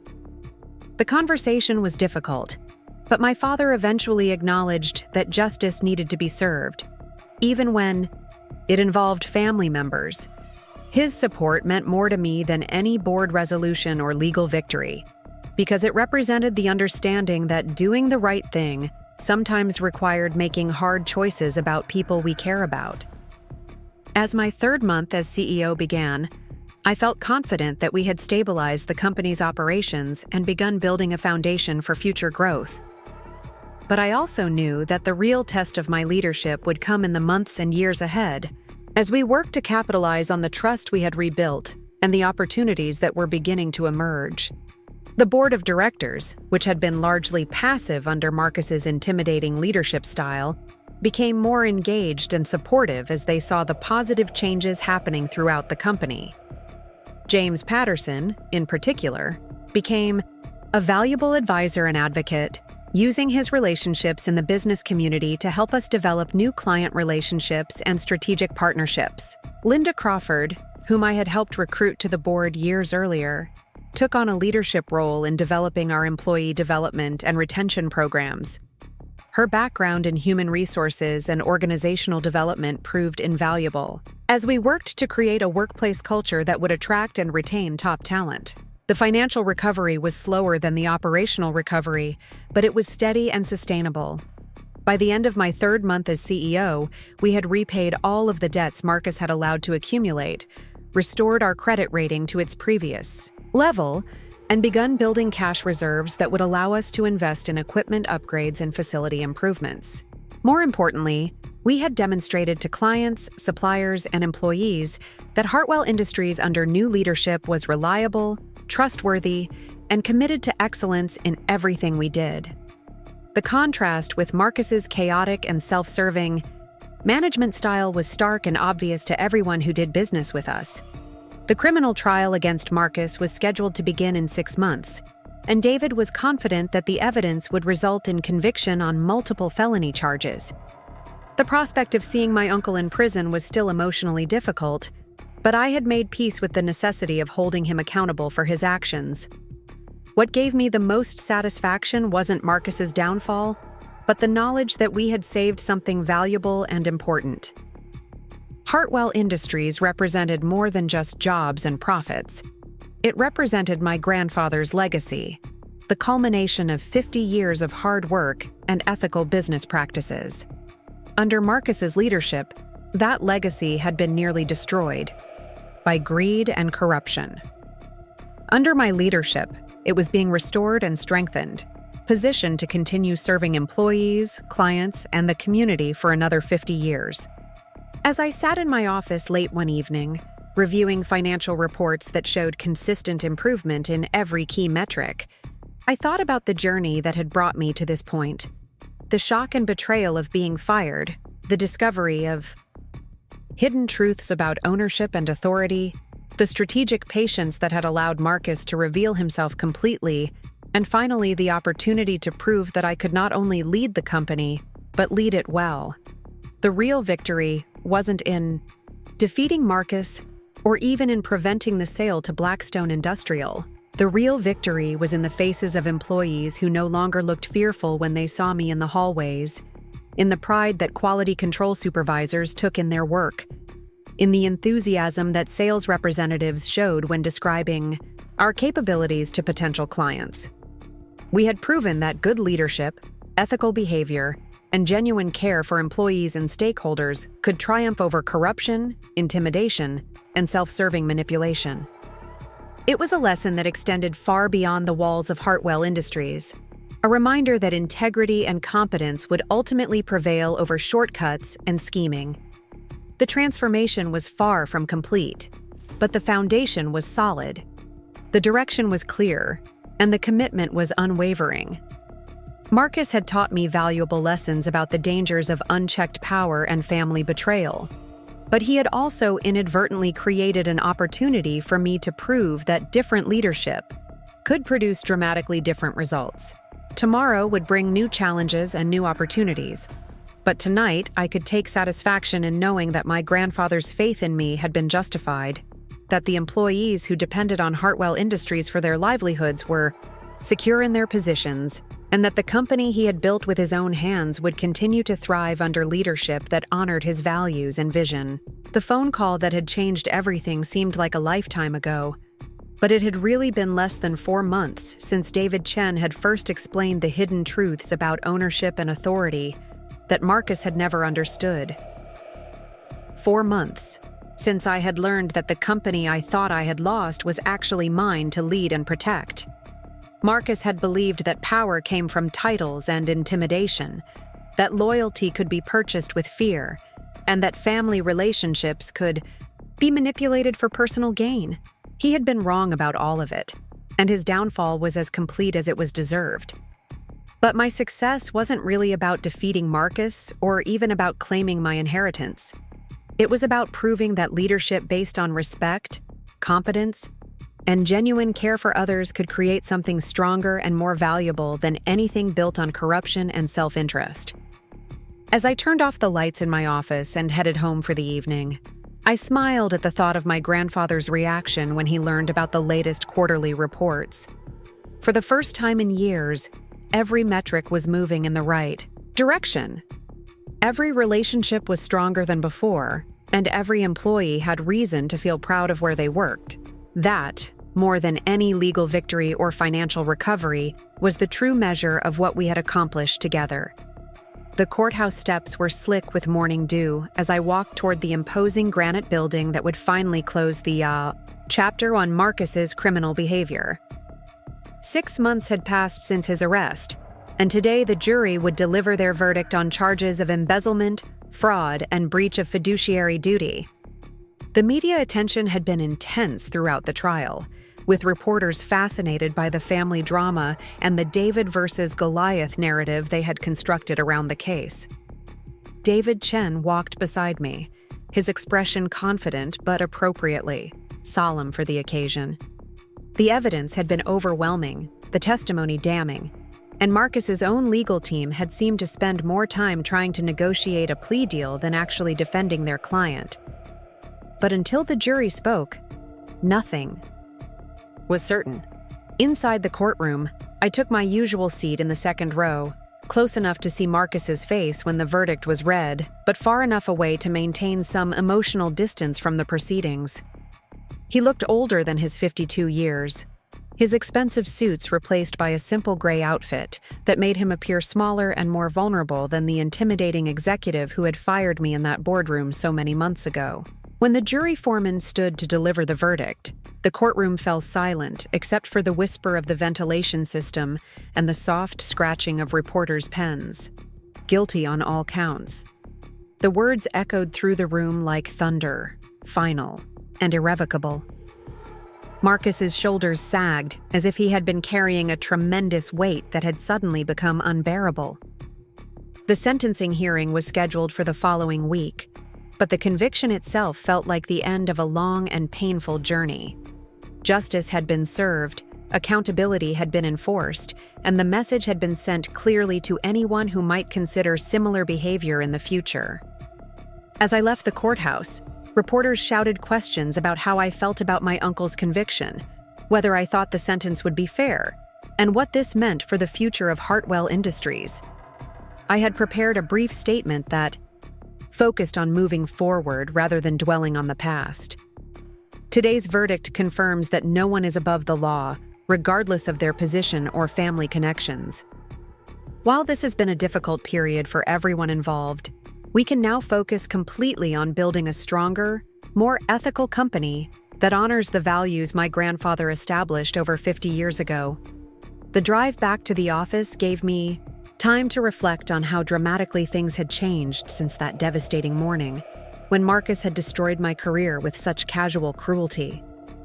The company that had seemed lost forever was now thriving under ethical leadership. The employees who had lived in fear were now engaged and productive, and the legacy my grandfather had built was secure for future generations.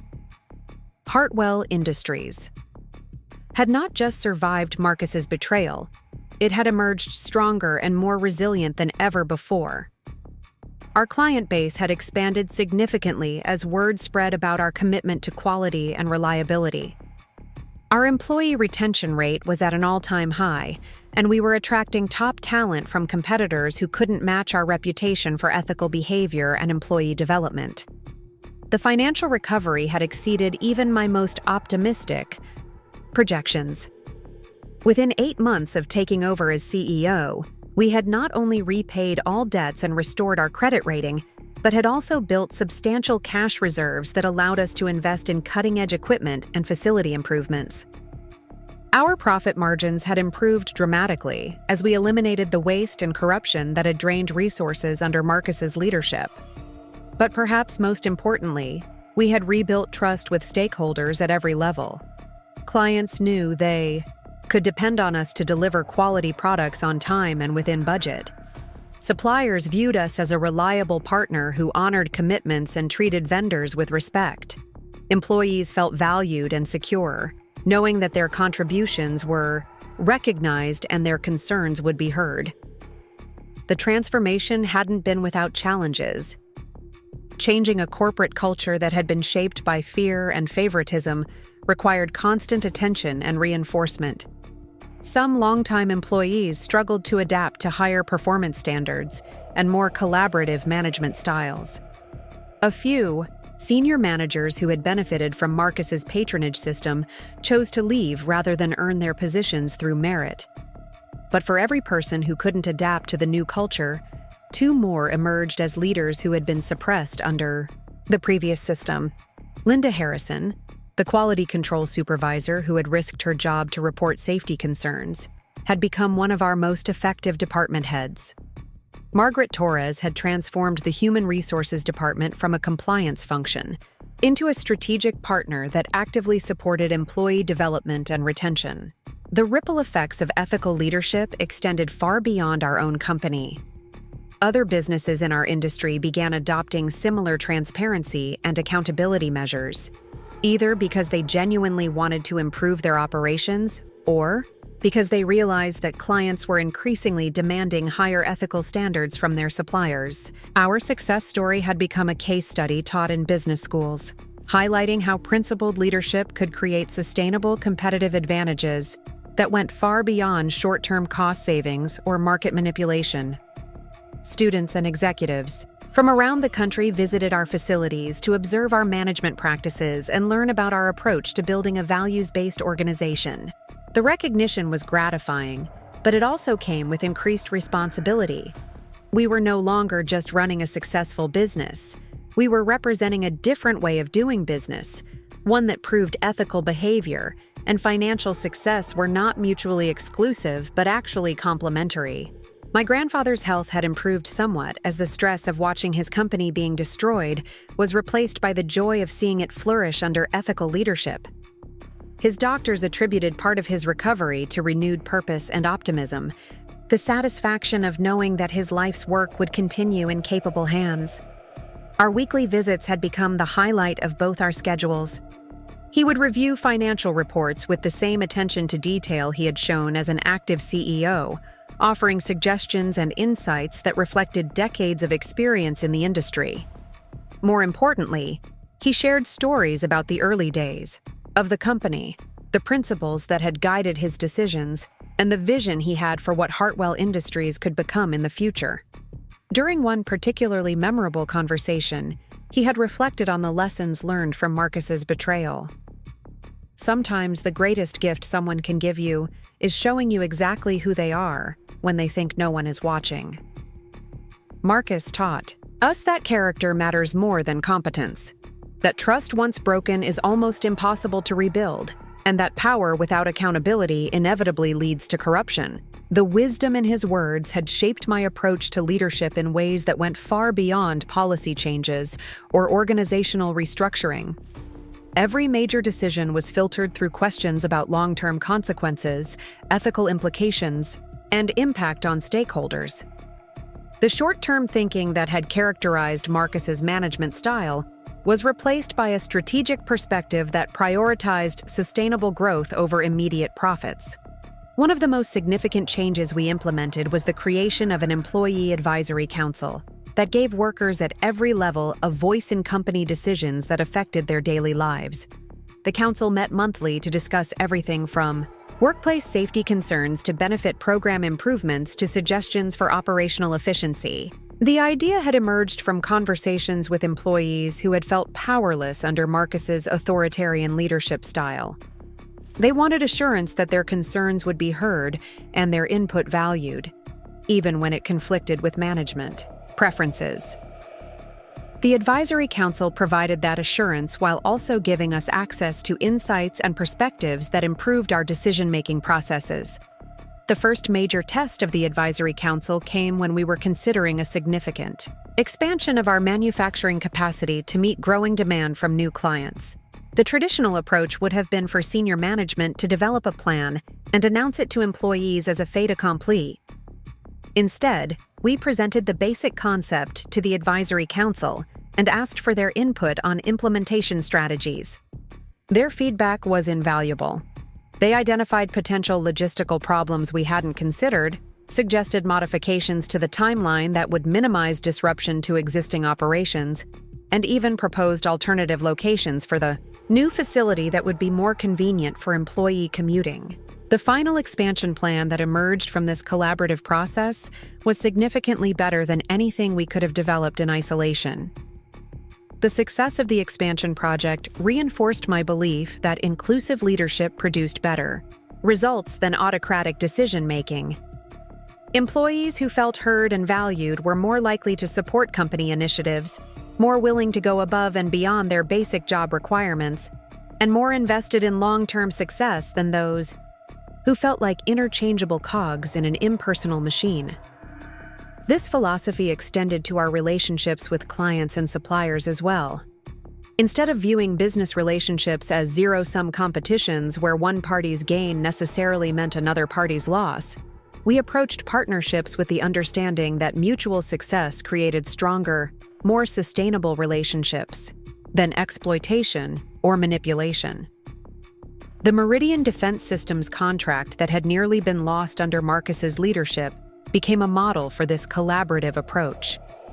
Rather than simply fulfilling the minimum requirements of our agreement, we actively looked for ways to add value for Meridian while strengthening our own competitive position. We invested in specialized equipment that improved our manufacturing efficiency while also enabling us to offer services that other suppliers couldn't match. The results exceeded everyone's expectations. Meridian not only renewed our contract, but also recommended us to other defense contractors who were looking for reliable suppliers with proven track records.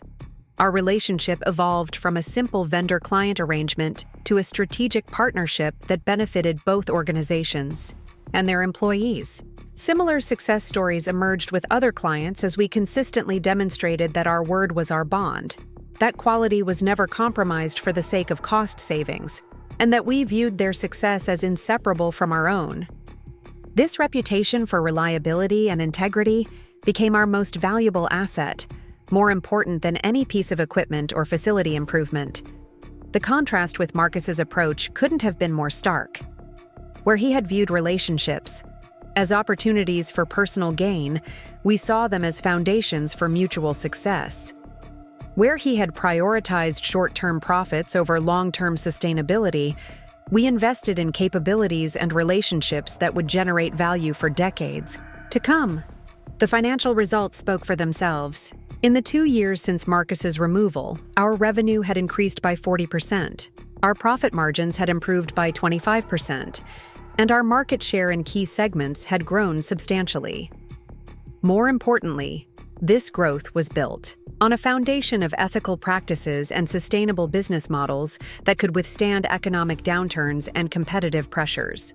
Industry analysts who had initially been skeptical about our ability to compete without Marcus's aggressive tactics were forced to acknowledge that ethical leadership could indeed produce superior financial results. Our case study was featured in Harvard Business Review, Forbes, and other prestigious publications as an example of how principled management could create lasting competitive advantages. The recognition was personally satisfying, but it also validated the principles my grandfather had taught me about the importance of character in business leadership. Success built on integrity might take longer to achieve than success built on shortcuts and manipulation, but it was also more sustainable and ultimately more rewarding. The sentencing hearing for Marcus arrived on a cold Tuesday morning in February, almost exactly 1 year after his initial arrest.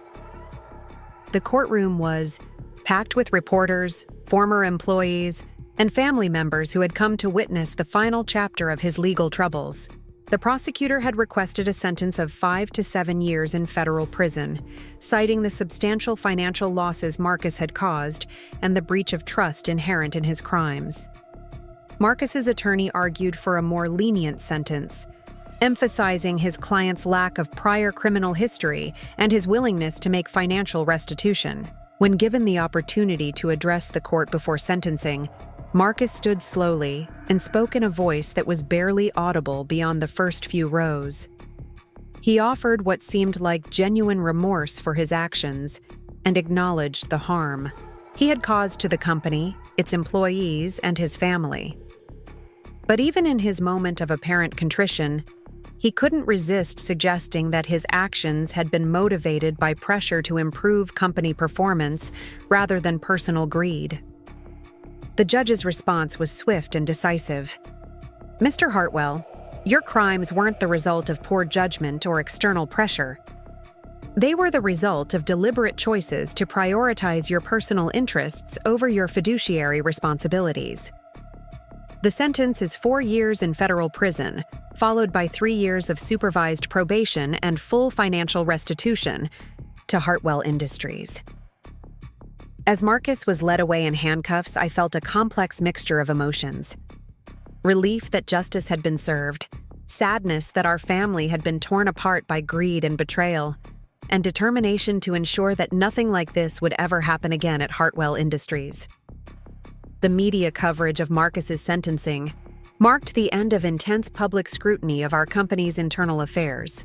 Reporters who had been fascinated by the family drama gradually turned their attention to other stories, allowing us to focus on business operations without the distraction of constant media attention. The transition from crisis management to long-term strategic planning felt almost surreal after the intensity of the previous year. Instead of responding to Marcus's latest destructive decision or trying to repair relationships he had damaged, we could focus on proactive initiatives that would position the company for continued growth and success.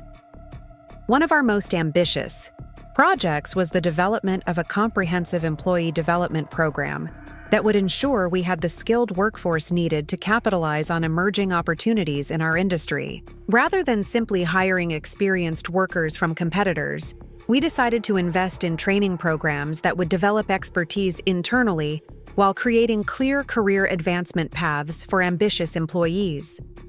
The program began with partnerships with local technical colleges and universities to provide continuing education opportunities for our existing workforce. Employees could attend classes during work hours or receive tuition reimbursement for evening and weekend programs that enhance their job-related skills. The response was overwhelmingly positive, with over 60% of our workforce enrolling in some form of additional training within the first 6 months. We also created mentorship programs that paired experienced workers with newer employees, ensuring that institutional knowledge was preserved and transmitted even as older workers approached retirement. These relationships often evolved into lasting professional and personal friendships that strengthened the overall culture of the organization. The investment in employee development paid dividends that extended far beyond improved technical skills. Workers who felt that their employer was investing in their future were more likely to remain with the company, reducing turnover costs and preserving institutional knowledge. They were also more likely to suggest process improvements and innovative solutions to operational challenges.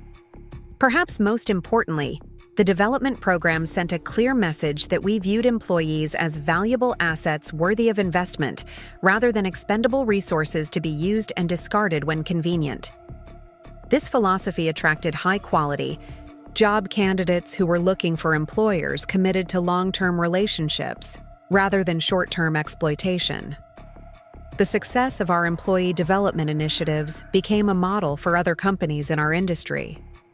Delegations from competitors and potential clients visited our facilities to observe our training programs and learn about our approach to workforce development. Some of these visits led to consulting opportunities that provided additional revenue streams while also spreading best practices throughout the industry. The recognition we received for our innovative approach to employee development was gratifying, but it also reinforced our commitment to continuous improvement in all aspects of our operations. We weren't content to rest on our laurels or assume that past success guaranteed future results. Instead, we constantly looked for ways to enhance our capabilities, improve our processes, and better serve our stakeholders. This commitment to excellence attracted the attention of larger corporations that were interested in acquiring successful, well-managed companies like ours. Several potential buyers approached us with offers that would have provided substantial financial returns for our shareholders, including myself as the majority owner. The decision about whether to consider these acquisition offers required careful analysis of multiple factors beyond simple financial calculations. We had to consider the impact on employees who had invested their careers in building something special at Hartwell Industries. We had to think about clients who depended on our reliability and personal service.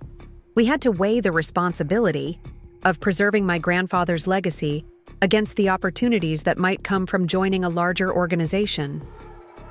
After extensive discussions with the board of directors, key employees, and my grandfather, we decided that Hartwell Industries was more valuable as an independent company than as a division of a larger corporation.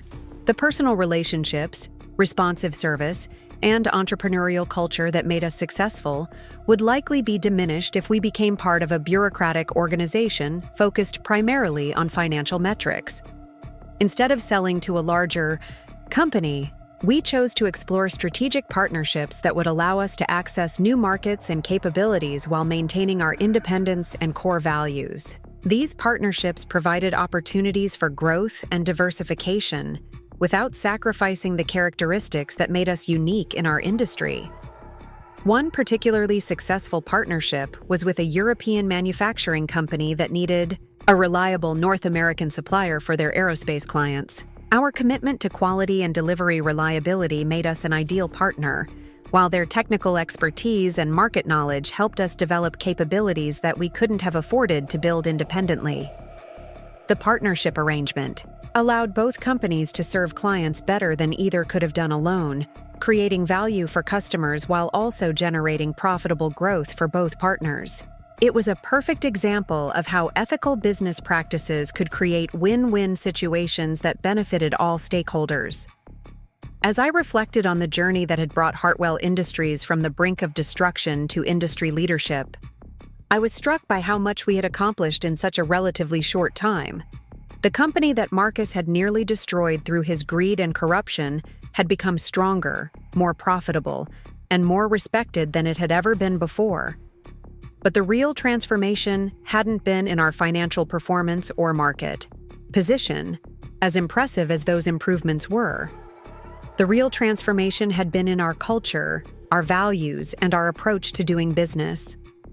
We had proven that companies could be both profitable and principled, that ethical behavior was a competitive advantage rather than a constraint, and that treating people with respect and dignity was not just the right thing to do, but also the smart thing to do. The employees who had once lived in fear of arbitrary decisions and political manipulation now approached their work with enthusiasm and confidence. They knew that their contributions were valued, their concerns would be heard, and their future with the company was secure as long as they performed their duties competently and ethically. Clients who had once worried about delivery delays and quality problems now recommended us to their colleagues and competitors without hesitation. They knew that our commitments were reliable, our products met or exceeded specifications, and our service was responsive to their needs and concerns.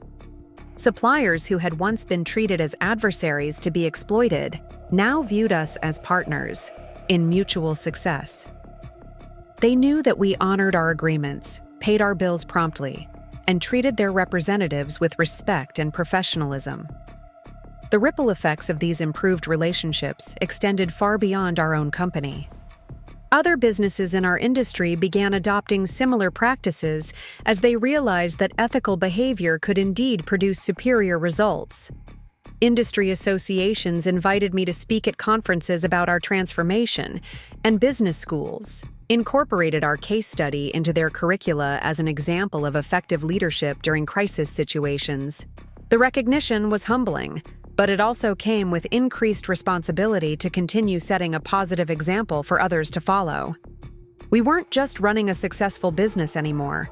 We were demonstrating that there was a better way to do business, one that created value for all stakeholders, rather than just maximizing returns for shareholders at the expense of everyone else. My grandfather's reaction to these developments was perhaps the most rewarding aspect of the entire experience. During one of our weekly visits, he had tears in his eyes as he reviewed our latest quarterly reports and employee satisfaction surveys. "Sarah," he said, his voice stronger than it had been in years, "this is what I always dreamed Hartwell Industries could become. Not just a successful company, but a place where people are proud to work, where clients know they can depend on us, and where we do business the right way even when nobody is watching." His words meant more to me than any industry award or financial milestone because they represented the validation of everything we had worked to achieve. We hadn't just saved the company from Marcus's destruction, we had transformed it into something better than it had ever been before. The lessons learned from our experience had applications that extended far beyond the manufacturing industry or even the business world in general. The importance of character and leadership, the value of transparency and accountability, and the power of treating people with dignity and respect were principles that could improve any organization or relationship. As I looked toward the future, I felt confident that Hartwell Industries was positioned not just to survive, but to thrive for generations to come. We had built a foundation of ethical practices, strong relationships, and committed employees that could withstand economic downturns, competitive pressures, and leadership transitions. More importantly, we had proven that doing the right thing was also the smart thing to do. That success built on integrity was more sustainable than success built on shortcuts and manipulation, and that companies could indeed be forces for good in their communities and industries. The transformation was complete, but the work would never end. Every day brought new opportunities to reinforce our values, strengthen our relationships, and demonstrate that ethical leadership could create lasting value for all stakeholders. It was work that I found deeply satisfying and personally fulfilling, knowing that we were building something that would make my grandfather proud and provide opportunities for current and future employees. Marcus had taught me valuable lessons about the consequences of unchecked power and the importance of accountability in leadership.